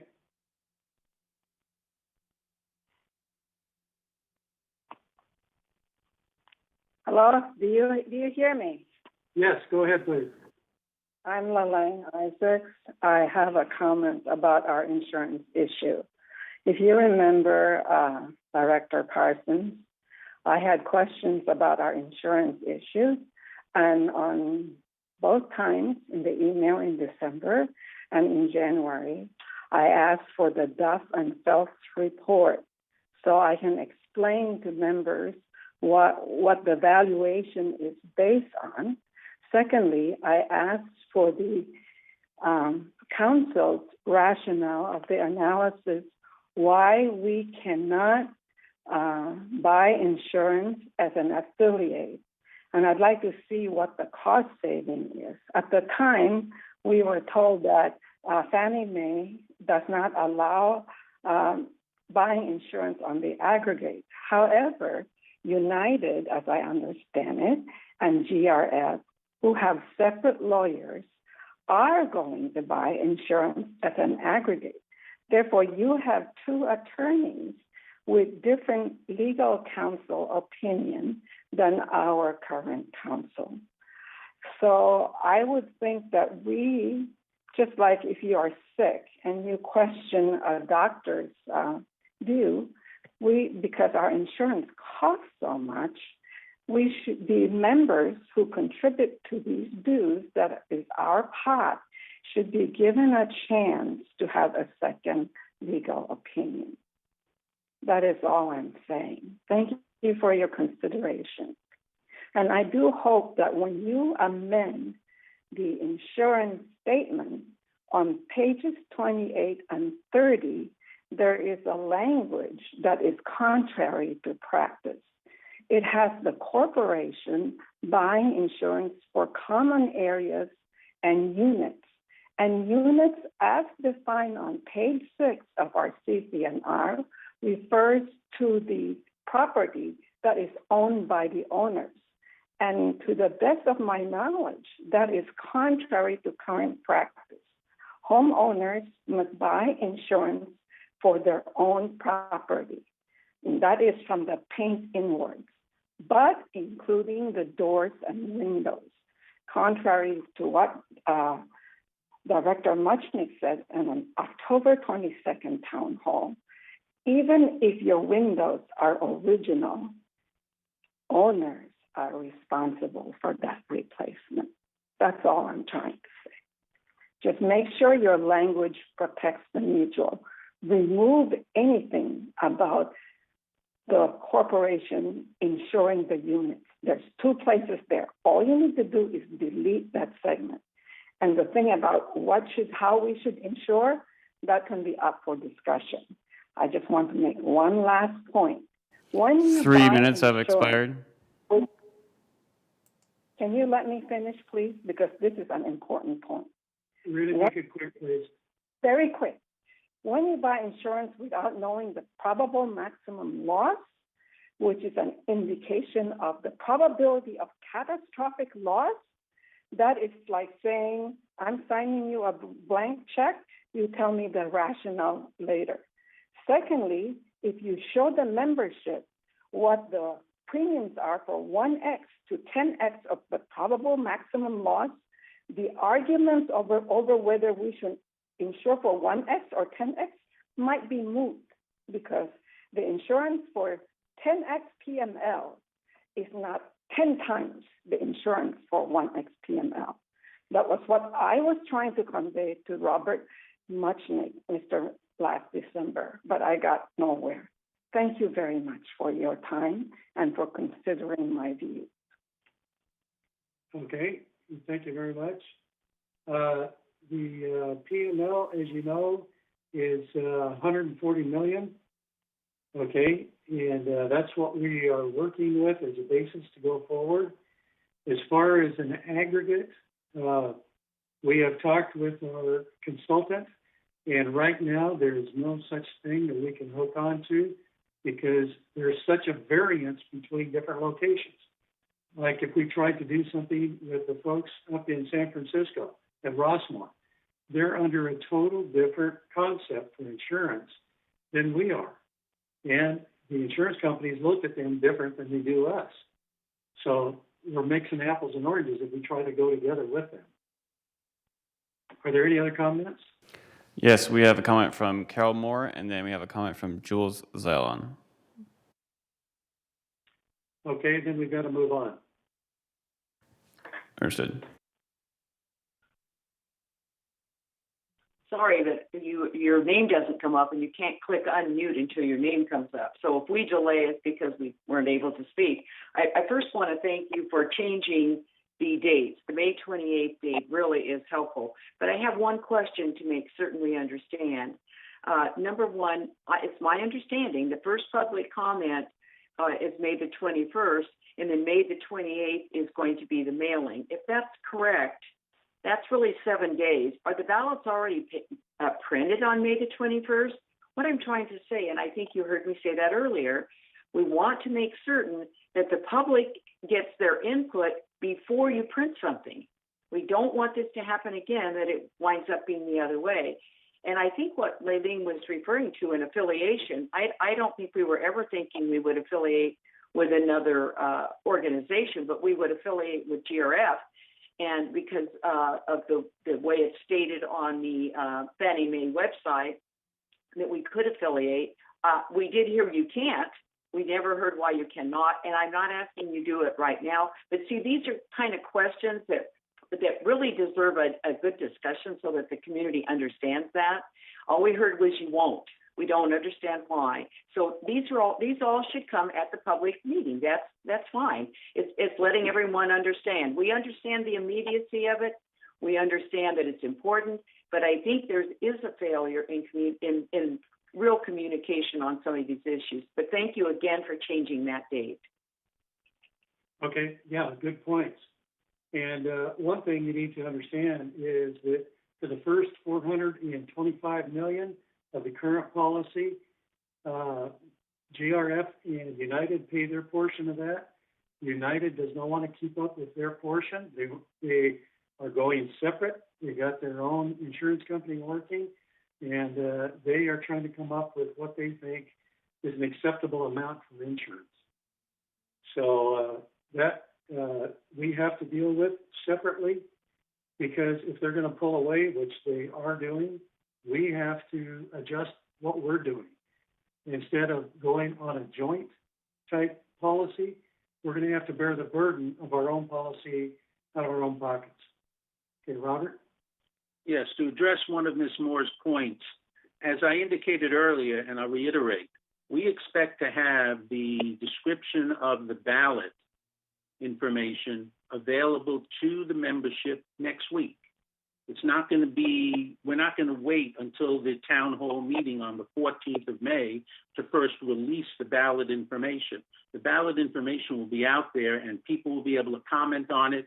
And by the time we get to the town hall meeting, we're hoping to basically have firmed up the final wording of the ballot before that, and really just to share with people at that point what's going on with the ballot and the election process, for those who are not as fully informed as some of the people who attend these meetings are.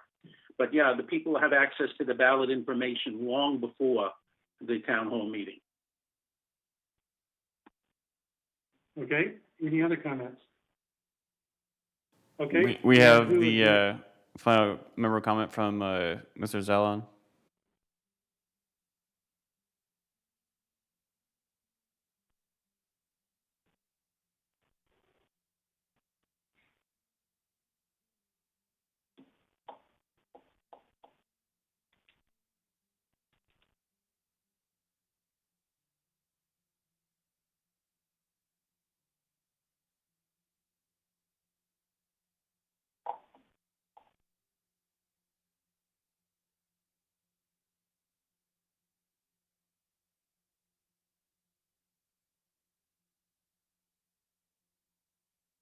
Grant, is he connected?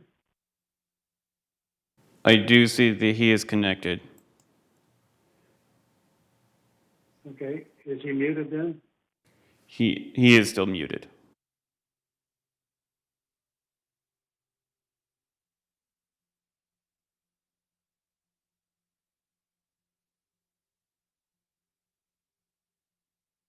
Jules, please unmute yourself.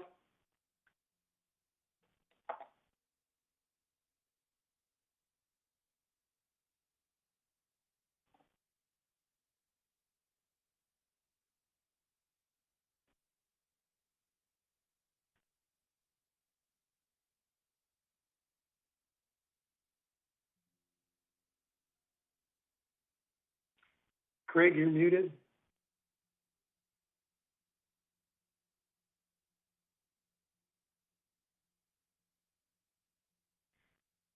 Jules, Grant, if he's unable to communicate, would you ask him to forward his comment for board consideration?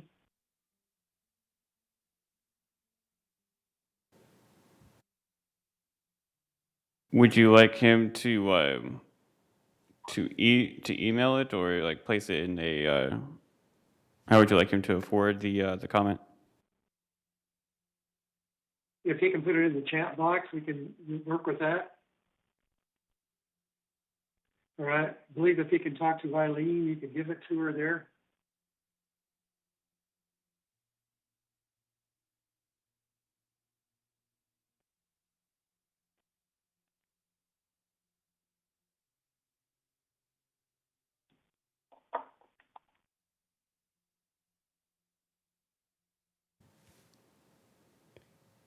I believe Mr. Zellin has been unmuted. Jules, are you on?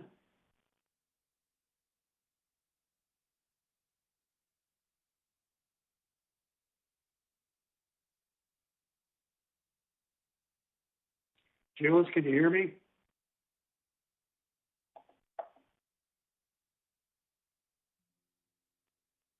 Okay, we can't wait much longer here. We've got to move on with other business. So if you'll send in his comment, and it will be given to the board for consideration. In the meantime, we have a motion on the floor and a second to go ahead with the ballot initiative schedule as was amended to add May 21st is another town hall meeting for comments and questions from the residents. Okay. Motion's been made and second. I'll call for the question here. Is there anybody in opposition to that? Okay, hearing no opposition, that passes. It's adopted. Okay, moving on, we'll go to item 14, committee reports. First of the Finance Committee, Director Muchley. Okay, thank you, Director Parsons. Grant, if you'd put up the very first slide, please, I would appreciate it. Yes, one moment, please. Take your time. Thank you, sir. I'm pleased to share with you the figures we have for the month of February 2021. Now that we are starting to share the figures for 2021, you'll notice that we provide a 3-month comparison on most of our charts. We're comparing 2 months, January and February, to the previous month of December 2020. In a few instances, we're still working on the closing figures for the year 2020, and will most likely not have final figures for another month. And we'll wait for the slide so we can get started.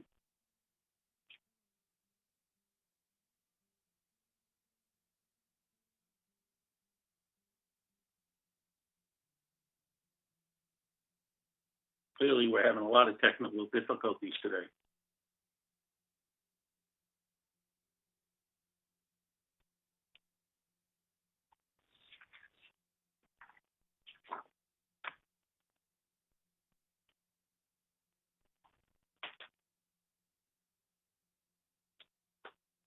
Okay, go ahead and go to the next slide, Grant, please. Thank you.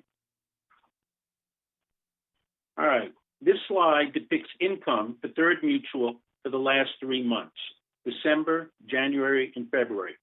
The figure for December, $33,164,000, represents the total assessment revenue for the full year of 2020.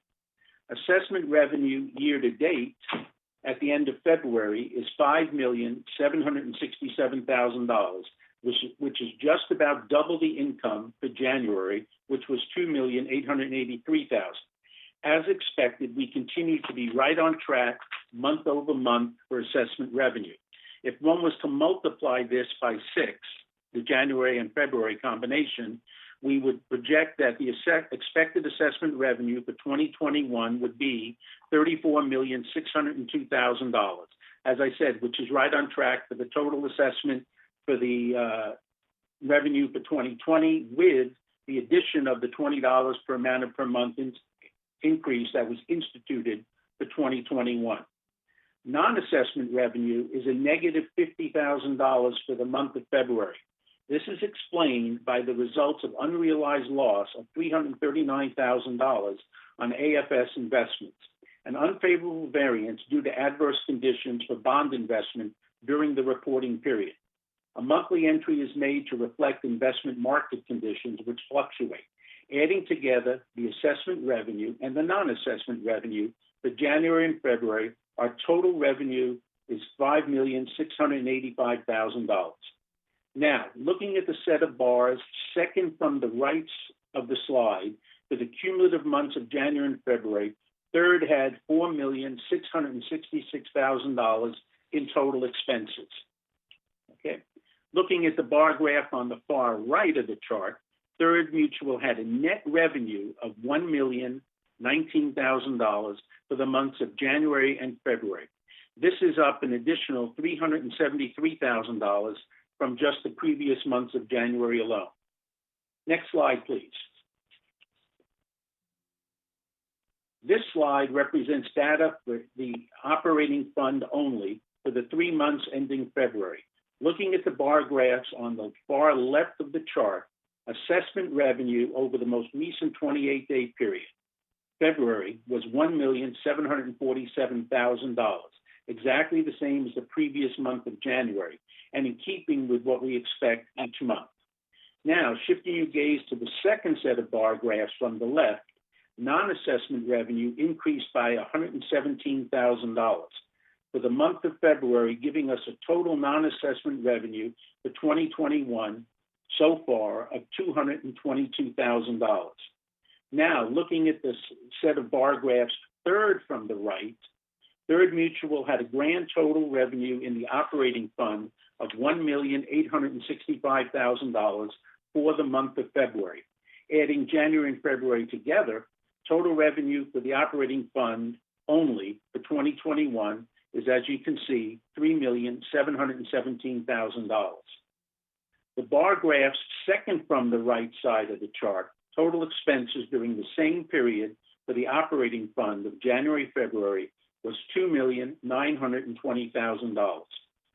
Subtracting total expenses year-to-date from total revenue year-to-date takes us to the bar graph on the far right, which leaves us now with a positive variance of $797,000 for the 2 months ending February. That's our operating surplus at the moment.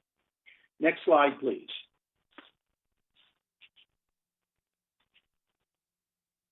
This slide compares our actual revenues and expenses to what was originally budgeted.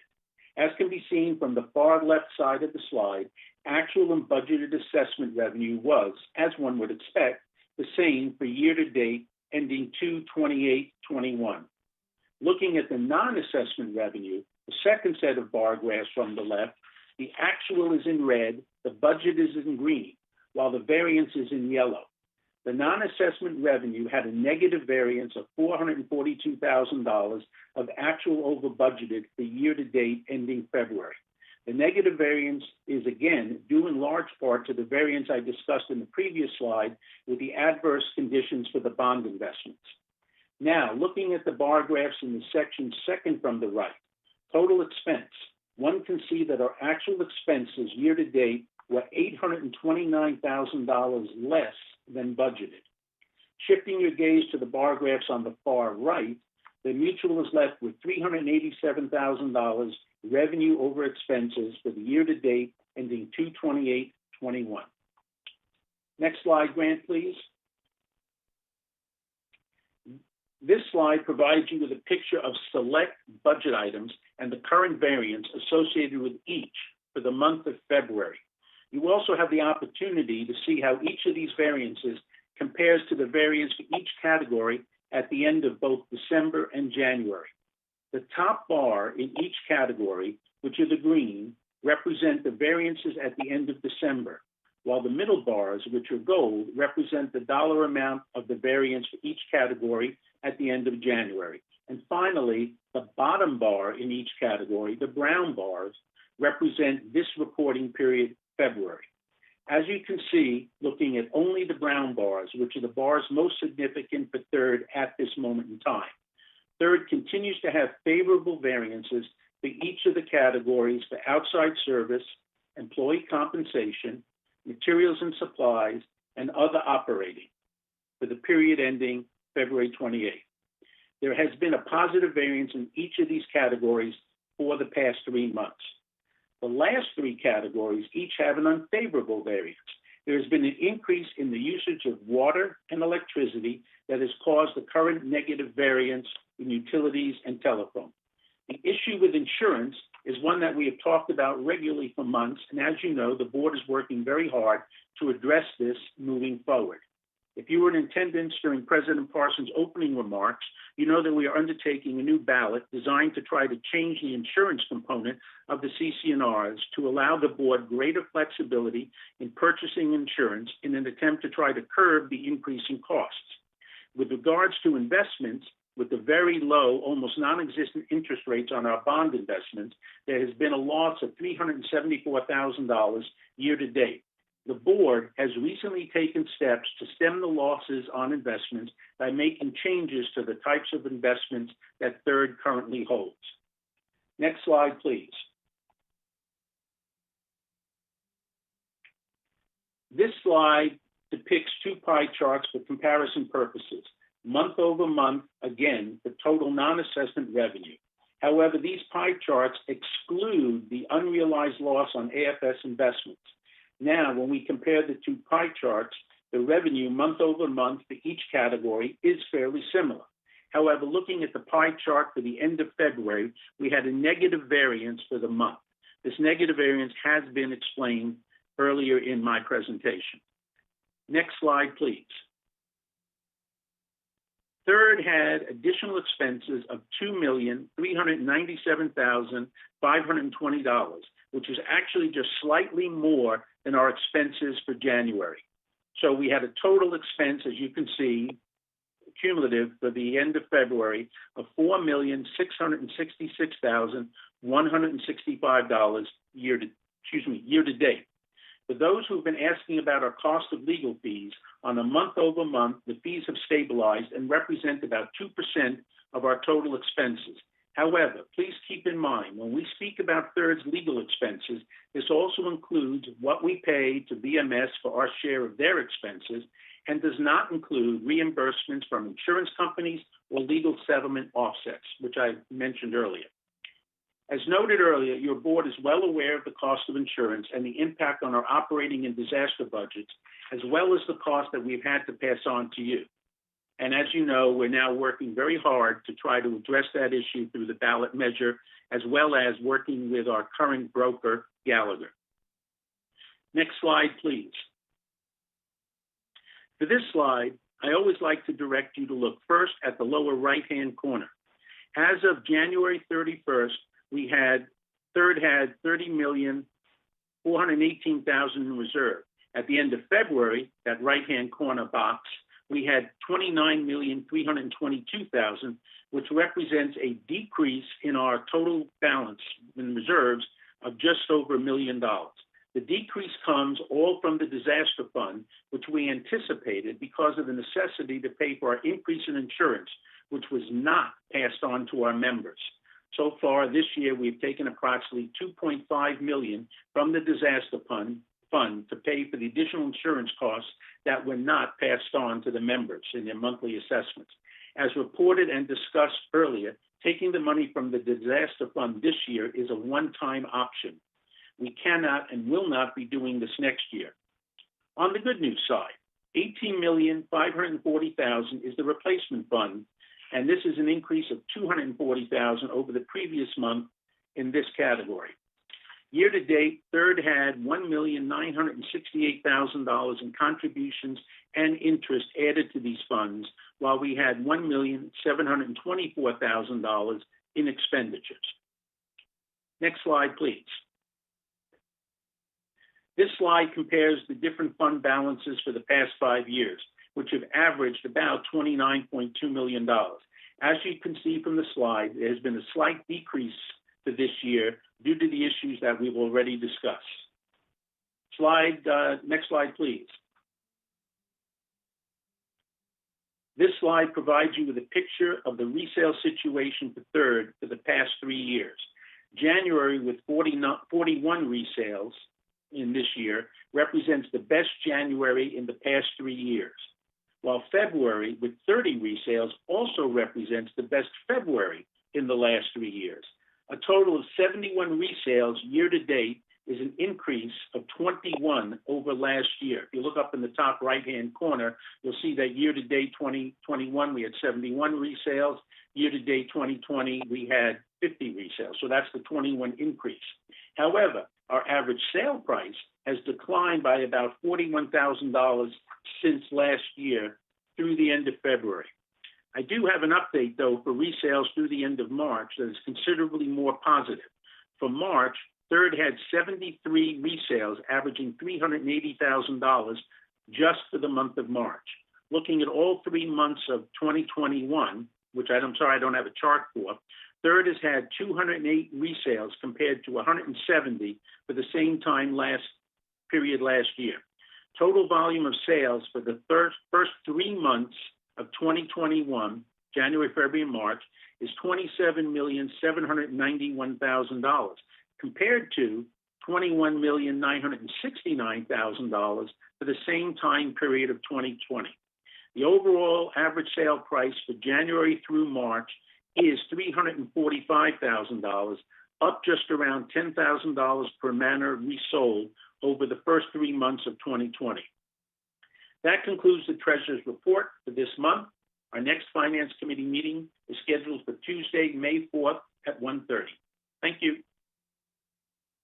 Thank you very much. One thing I would add on that, the leasing report, as of the end of last month, we stand at 28.24%. 28.24. Okay, on to the Architectural Control and Standards Committee. Met on March 29th at 11 a.m.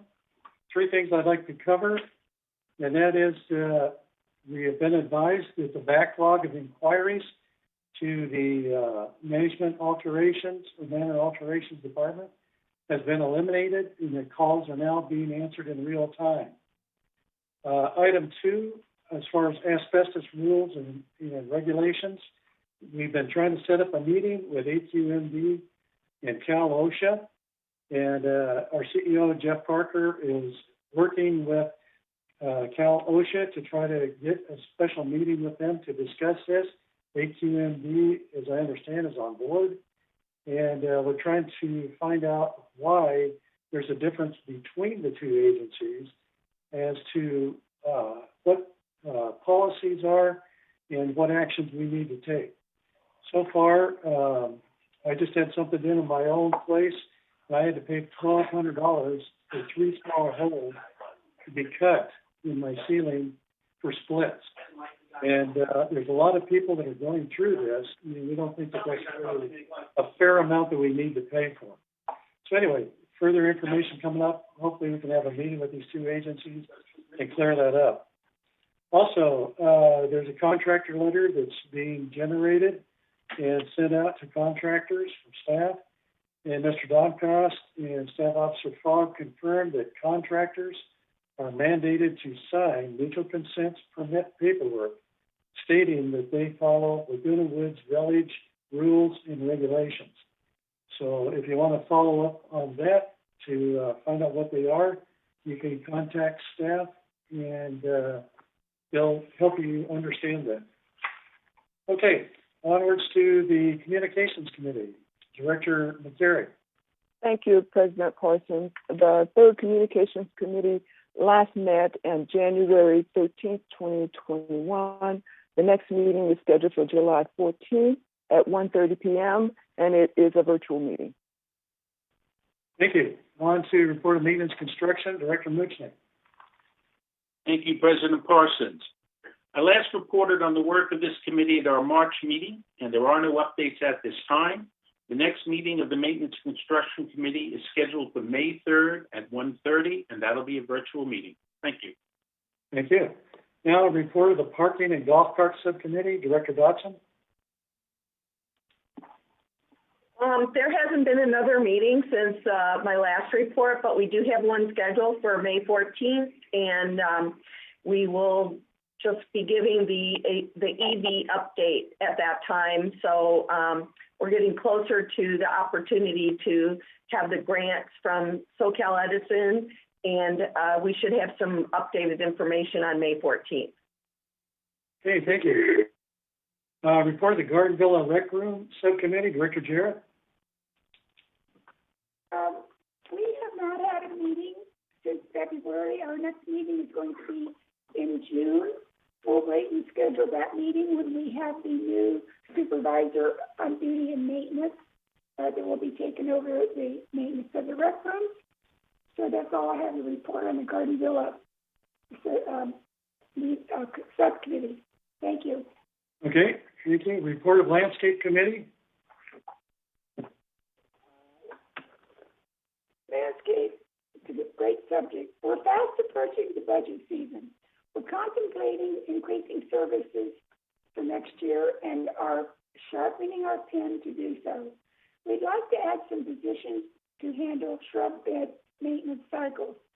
We would also like to add funding for landscape modernization, which includes turf renovation. Our water bill in third is approaching $3 million, and we're in the middle of a drought. Just in the past 5 days, there have been some quite interesting articles about the mega drought that we, Californians, are in. We simply cannot sustain all the grass in areas that people don't even walk on. All water, as well as that used for irrigation in Gate 11 and Gates 14, is potable water. We're seriously looking at where we can reduce the turf. It is imperative for our future water bills. We really need to seriously look at that for today and for the future. With all that said, we put together a wish list, but for the funding isn't there because of insurance costs and maintenance projects we put off last year until this year. We'll need to hold off for another year on projects we'd like to see get done. We're doing the best we can with our funding, but we have put forth a wish list for our budget. In the meantime, BMS Landscape Director Kurt Weeman reported that everything is growing fast. As you can see, the grass is looking pretty darn good because it's been fertilized now. And the pre-emergence for weed control is being applied as well. You might detect an odor for a day or two, but if we go the expensive route without that odor, the cost is $800 per gallon. Pro brand new mowers are on order, and they should be much more efficient than the older ones. A shade structure was completed at the nursery with another structure soon to be completed. A trailer was purchased for the nursery crew to have the ability to deliver plants to the crews in the field. Tree trimming is ongoing primarily with the contractor who is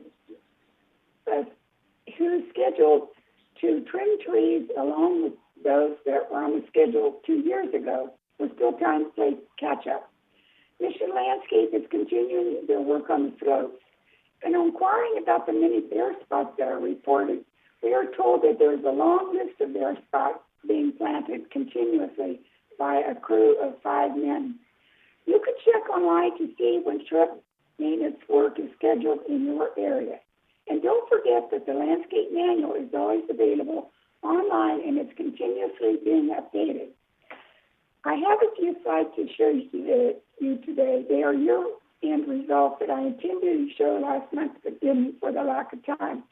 So I'll quickly go through these few slides and talk about them when they're ready to go by the organizer. While we're waiting, I'll tell you that the next landscape meeting will be May the 6th at 9:30 a.m. virtually.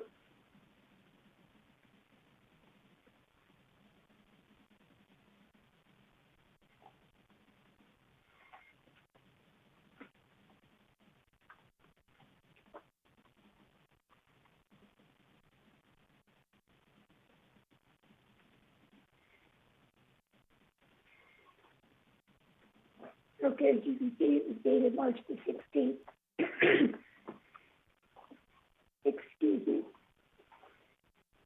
Okay, next slide, please.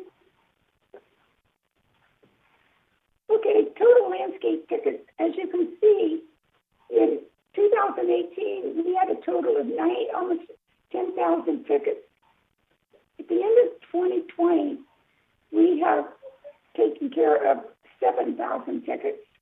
So the tickets have come down. That means the landscape crew is working really hard. Next slide, please. Okay. Again, Third Mutual.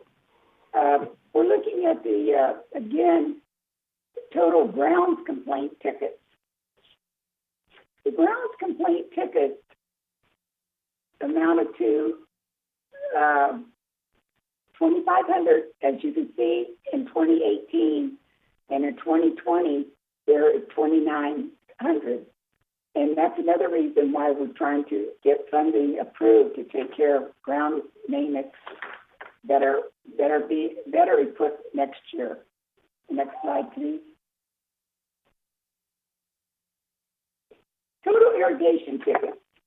The irrigation tickets were down again from 2018, from 1,760 to almost 1,300. The irrigation tickets are taken care of as quickly as we find leaks and so forth. And anytime you find a leak in an irrigation pipe, you need to, any irrigation pipes that you see, you need to call those in, and after hours you can call security. They'll be taken care of right away. Next slide, please. Okay, tree-related tickets. So you can see we've been taking care of a lot of tree tickets, and that's primarily because we had a contractor come in, and we've been contracting the trees starting last year, and it's really, really been helpful to get rid of a lot of the tree tickets, tree trimming tickets that we've had. Next slide, please. Okay, total pest control tickets. This pest control is ongoing, down from 2,400 tickets in 2018 to 1,800 in 2020. The pest control tickets, next slide, please. We're talking here about the ants, rodents and ants. You can see in November how many rodents, and in October too, how many rodent tickets we've taken care of. It's unbelievable. And primarily it's because of rats. And you'll see, and then they picked up again, this tickets picked up again early in this year when the rains came, because that's when it's cold and rainy, the rodent tickets pick up. Next, please. Clippings tickets. These are for people who pick up their own clippings during the week. And so they call into resident services with a ticket for pickup. And you can see that has really increased, that number. Okay? Next slide.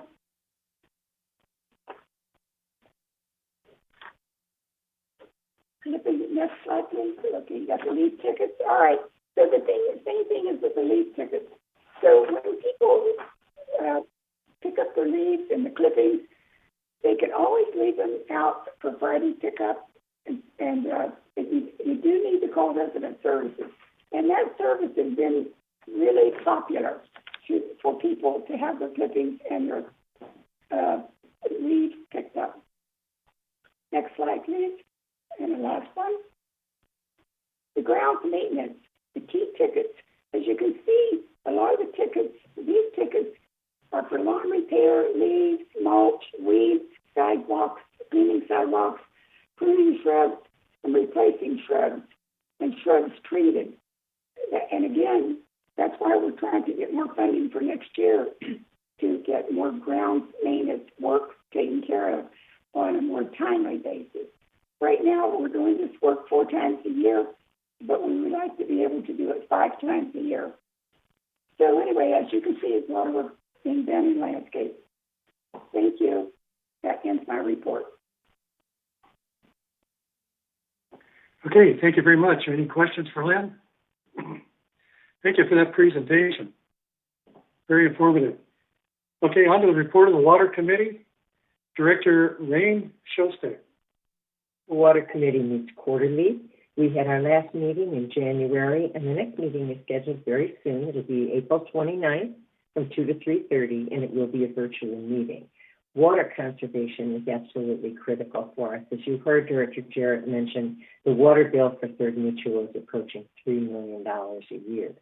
That has 2 components to it. One component is landscape, and you heard her mention that landscaping is looking at ways to reduce turf, put in drought-resistant plants, decreases maintenance as well as water consumption. So it's a cost savings all the way around and a beautification at the same time.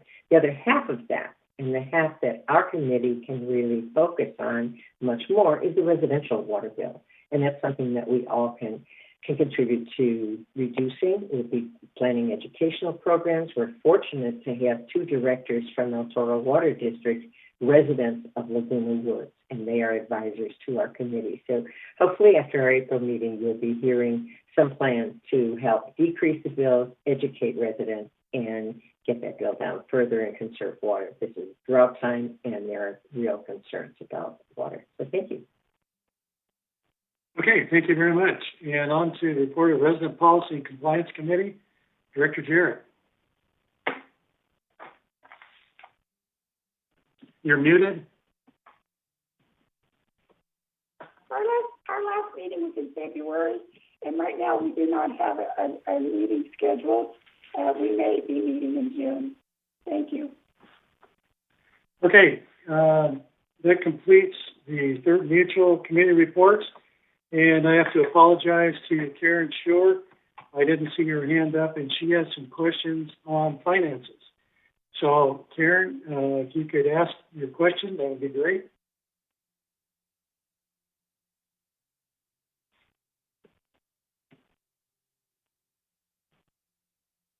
Okay, looks like I'm unmuted now. I have questions regarding the slides, Robert. I'm looking at the slides 3 and 4, and slide 3 shows that the assessment revenue for February 28th is approximately $3.5 million. But slide 4 shows that the actual assessment revenue for 2/28 is $5.8 million. I just wondered why there was that discrepancy. And I have another question after that regarding finances. The assessment revenue on slide 3 is income operating fund only on slide 3, okay? And you've got to add assessment and non-assessment revenue together. The slide 4 is the actual versus budgeted. So it includes more than just the operating. It includes the interest earned on reserves and things of that nature as well, contributions on reserves, etc. Okay, thank you. And then on slides 9 and 10, you talk about the replacement funds. I assume that means the reserve funds. I just have a question. I understand third every year gets a reserve fund study done, but we don't follow that study. I'm just curious why you choose an alternate plan for the reserve studies than the professional basically recommendation that we pay for every year. The reserve studies that we have are done in-house by our in-house staff.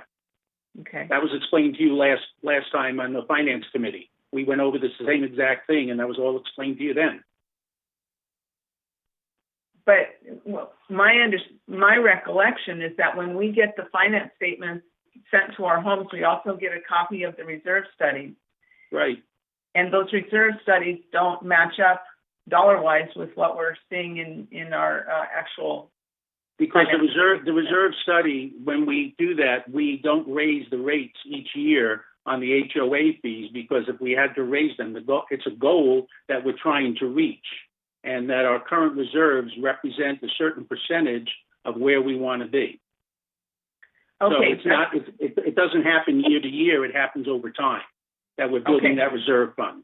Okay, that's helpful to know that that's your goal, because I haven't heard that come across, that you do seek to attain that goal, because it's very important for longevity of our community. Absolutely, and if you'll notice this year, when you go back and look at the budget, we actually raised the amount of contribution we made this year to reserve fund.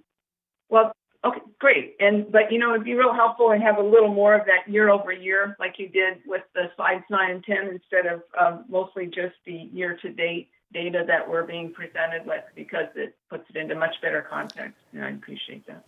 Thank you. Thank you. Thank you for that.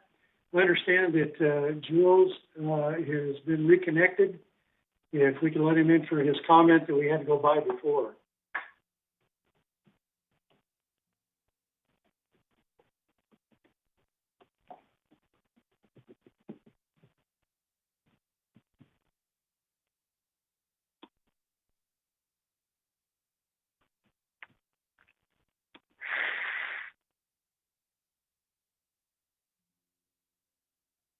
Jules, are you on?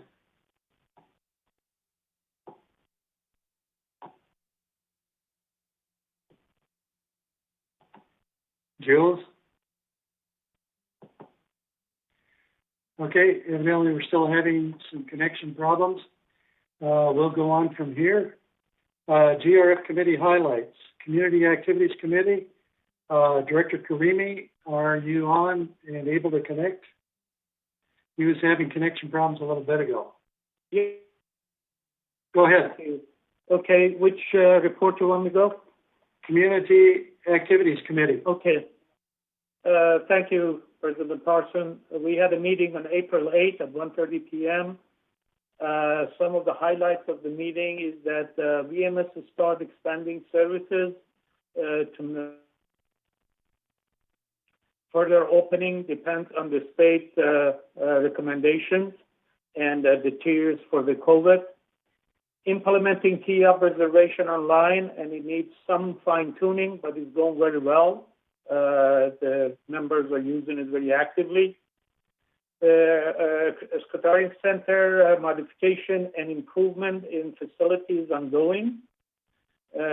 Also, VMS working on opening the library with the installation of plexiglass, that's in progress. The gradual reopening plan laid out by Brian Gruner and Jeff Parker on TV6 on April 1. I hope that, and that pretty much laid out that's how we're going to reopen the facilities. Also, the farmers market at garden centers in July. So we'll be ready for that. That's my report for that. Thank you. Okay, thank you. The Equestrian Center Ad Hoc Committee, Director Ballot, and he isn't here. Who is filling in for him on that? I am President Parson. Okay, thank you. The committee, the ad hoc committee did meet in March, and a report was given at our March board meeting. The next committee meeting is going to be in 2 months because the committee has decided to go to every other month meeting for the ad hoc committee, and they will continue to do that until the Equestrian Center as a whole is opened. And that's the end of my report. Okay. Thank you very much. On to the GRF Finance Committee, Director Muchnick. Thank you, President Parsons. The GRF Finance Committee last met on February 17th. I provided you with an update on the results of that meeting at our March board meeting. The next meeting of the GRF Finance Committee is scheduled for tomorrow, the 21st, at 1:30 p.m. That'll be a virtual meeting, and therefore I'll have a report for you on the workings of this committee at our next regularly scheduled meeting of 3rd next month. Thank you. Okay, GRF Landscape Committee, Director Jarrett. Thank you, President Parsons. The GRF Landscape Committee met on March the 10th. And the primary discussion was on the creek and how often they're going to be cutting the cattails because they have to do that according to approval from different agencies. The main topic of that meeting that day was a joint session between United and Third. At the end of the meeting of the GRF Landscape, which we really didn't have that much to discuss, the joint meeting was to discuss whether we would do to buy lawnmowers. Baggers for the lawnmowers. And it's such an expensive project, and although we would like to do it, we discussed this at length to have baggy lawnmowers. The problem is it's just not the purchase of the mowers themselves, but it's also labor, very labor intensive to take the baggers off there. So there's much discussion going on And we decided that we would not do that this year because of budgetary constraints. So we'll take that at another time. The next meeting will be May the 12th at 1:30 p.m. It'll be a virtual meeting. Thank you.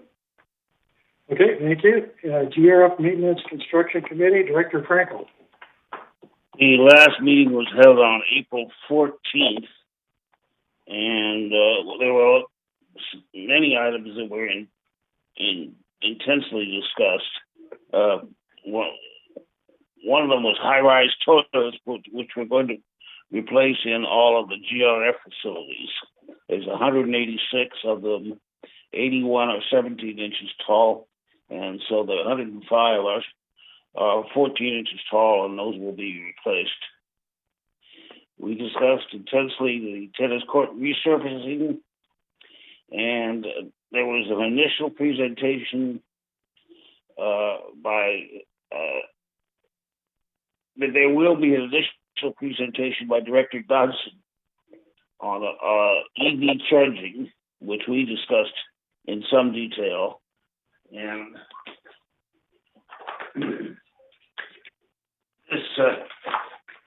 this report on all of the closed stations will be discussed by Director Dodson in significant detail. And if you're interested, you should contact her, and she'll make sure that you get a copy of the report with all of the proposed locations. The driving range is still being discussed, and it has not yet been released. They were going to spend a significant amount of money, $680,000, and that has been determined to be somewhat unacceptable, and so we're still working on that. We had a walkthrough on Building E, and there is a proposal. There's some discussion. Building E is in the maintenance center, and it appears to have some failure in some of the walls and some of the base. And we'll be discussing and have discussed whether we should consider how to fix that building and whether replacement is even an option. And finally, there was some discussion on the filtration systems for the clubhouses, HEPA versus ionization, which affects the air that is circulated. And the next meeting for the committee will be on June 9th. Okay. And that can. Okay, thank you. Okay, on to Clubhouse 1 Renovation Ad Hoc Committee, Director Engdahl. President Parsons. The committee and staff met on March 23rd with representatives from 2 architectural firms. I think there were a couple more invited that did not show. The purpose of the meeting was to discuss the programmatic study regarding Clubhouse 1. There was a lot of discussion regarding where we are on the project and where we want to go and just how to proceed. We have in hand the previous evaluation of the present facility relating to the physical condition and characteristics, except some structural details which will have to be looked at. Since the refurbishment of the Clubhouse 1 facility could entail considerable costs, depending on what's envisioned, the committee recognizes the need to get the best value for the dollars available. A significant part of that is determining just what and how Clubhouse 1 facility might best fit into the overall village program to meet the needs and desires of present and future residents. Such was the purpose of a programmatic study, and the purpose of this meeting was to familiarize the potential architects of such a study with the desired scope. The previous RFP rough draft has been slightly revised accordingly, and the next meeting of the committee will be determined. Okay, thank you. On to Media and Communications Committee, Director McCary. Thank you, President Parsons. The Media and Communications Committee met on April 19th. It was a virtual meeting. It was announced, exciting news, that Paul Ortiz has been promoted to General Manager of Broadband. So the committee congratulated Paul. He will be working with Eileen. Oops, sorry about this. And happy. He will be working with Eileen to look into the study that was done earlier by the Broadband group, and they will look at that study and decide how to move forward with some of the requests made by the consultant. In addition to Paul and Eileen working with this Broadband group, there is an ad hoc committee that was formed within the Media and Communications Committee that will be working along with them. Paul also did a great presentation on our contract with our cable subscribers, and we are hopeful that we might invite him to do a presentation for our board. But he looked at the internet contracts and the ones that are coming up for expiration, and he also noted that NCTC are the ones who negotiate these contracts. The GRF West Coast Internet is renewable in December 21, with the caveat that the contracts must be signed within 6 months of renewal. And some of the contracts are 5 years. So more information will be coming in terms of the cable contracts. It was also announced that the VMS year-end review is on YouTube, which can be reached via the website. Communications has started a bi-weekly newsletter for alterations, primarily to help with the permit process.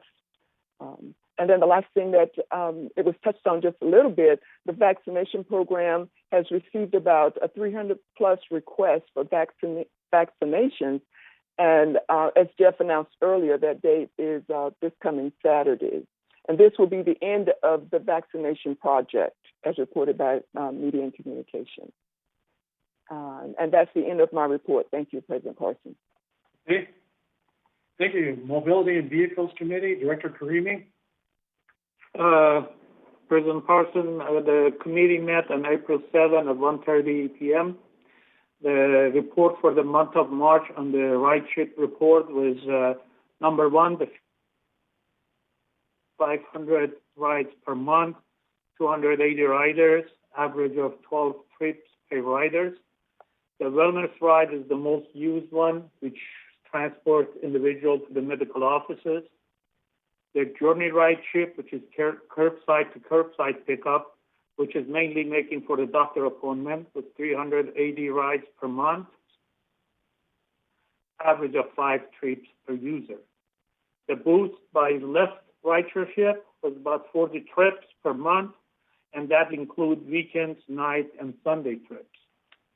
The vehicle inventory for the Laguna Woods Village is at 412 vehicles. That's a pretty substantial number of vehicles that we have. And it is recommended that we replace about 149 of those over 5 years.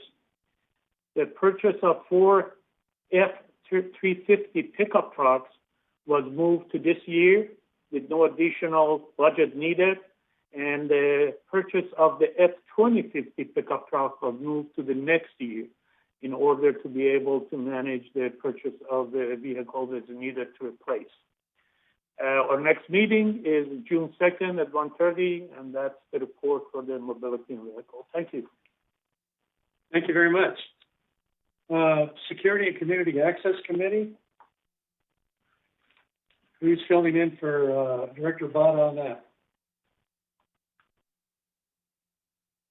Okay, we'll have a update next time. Disaster Preparedness Task Force, Director McCary. Thank you, President Parsons. The task force, Disaster Preparedness Task Force, met on March 30th. It was a virtual meeting. One announcement is there is a new admin coordinator. Her name is Jelana. and I can't pronounce her last name, so I'll just leave it at Jelana. It was also reported that the Good Neighbor training in conjunction with the American Red Cross that was held earlier on March 26th was a success. There were 26 attendees. The handheld radio drill was conducted. 13 of the 14 radio check-ins responded. There was only one non-responder.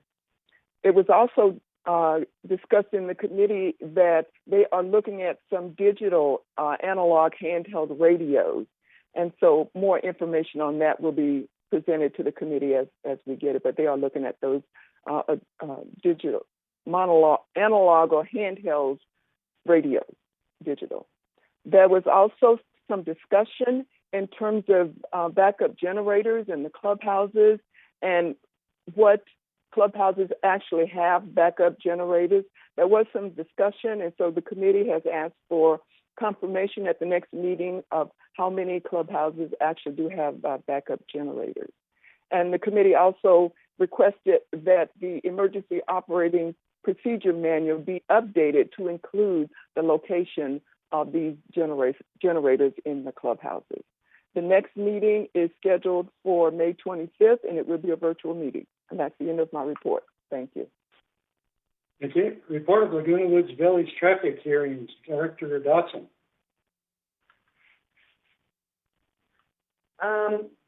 We did not have any traffic hearings again.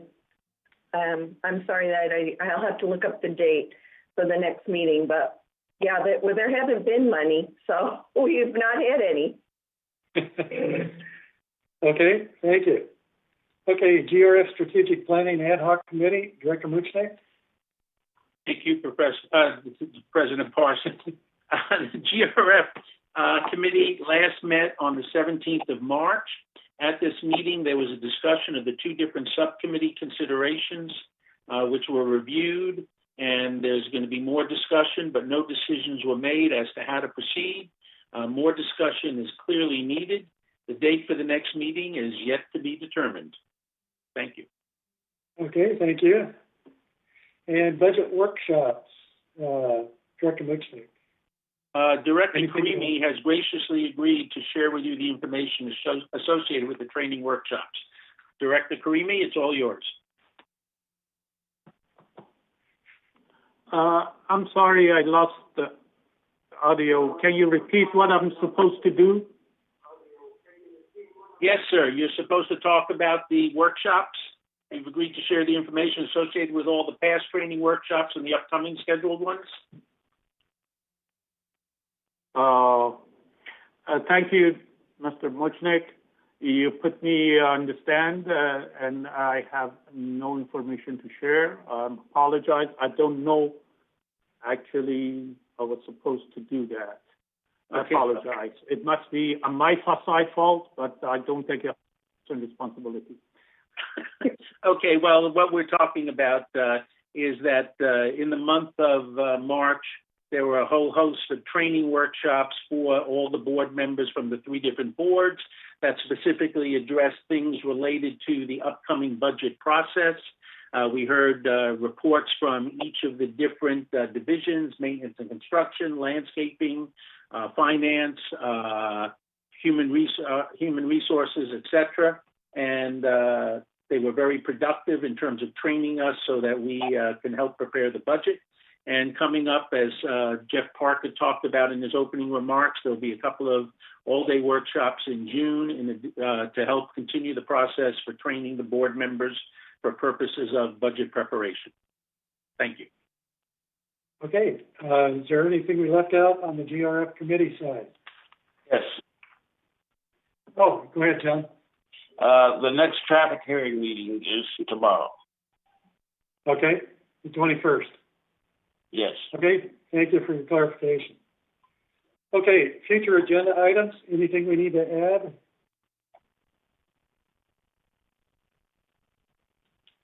Okay, hearing none, we'll go ahead with director's comments. I'll start with Donna first. Any last comments? No comments, thank you. Okay, John Frankel?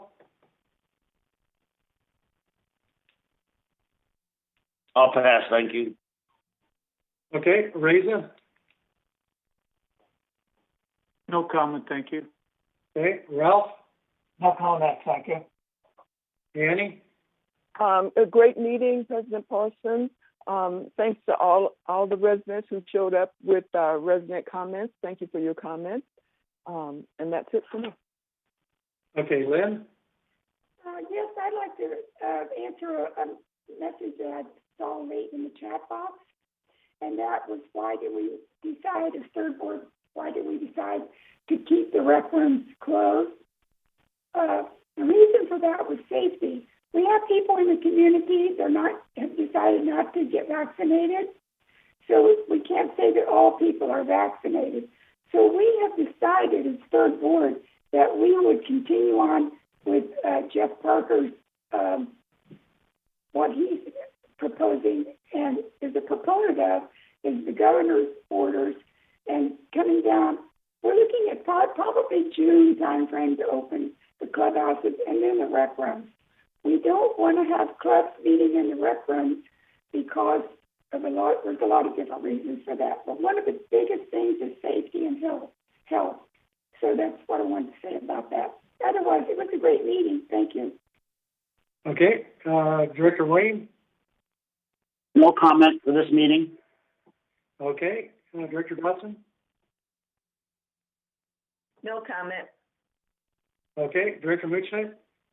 The only thing I'd like to say is that hopefully we'll have the draft wording of the ballot out next week, probably towards the end of next week, at which time we'll be more than happy to receive comments from members regarding the wording of that ballot. Again, it's only going to be related to us being able to do something less than 100% replacement cost on insurance. That's all it's going to address. We're not addressing any other issues related to the CC&Rs or bylaws. Thank you. Okay, thank you. Anyone I missed? There's a question in that someone posed, and it's regarding vaccine discrimination. We're not discriminating against people for vaccines in our community. We are following the guidelines set forth by the state of California with regards to reopening, and we are following the rules that VMS is using for reopening. There's nothing with regards to vaccine discrimination whatsoever in that statement that Lynn made regarding the Garden Villa rec rooms. We are following VMS and the state of California guidelines. Okay, thank you. Okay, our CEO, Jeff Parker, are you there? I don't have anything. Thank you, Steve. Okay, Siobhan? No, thank you, Steve. Okay. Cheryl, do you have any comments, parting comments? No, just contact me at your earliest convenience regarding the ballot initiative. Thank you. Okay, and Grant?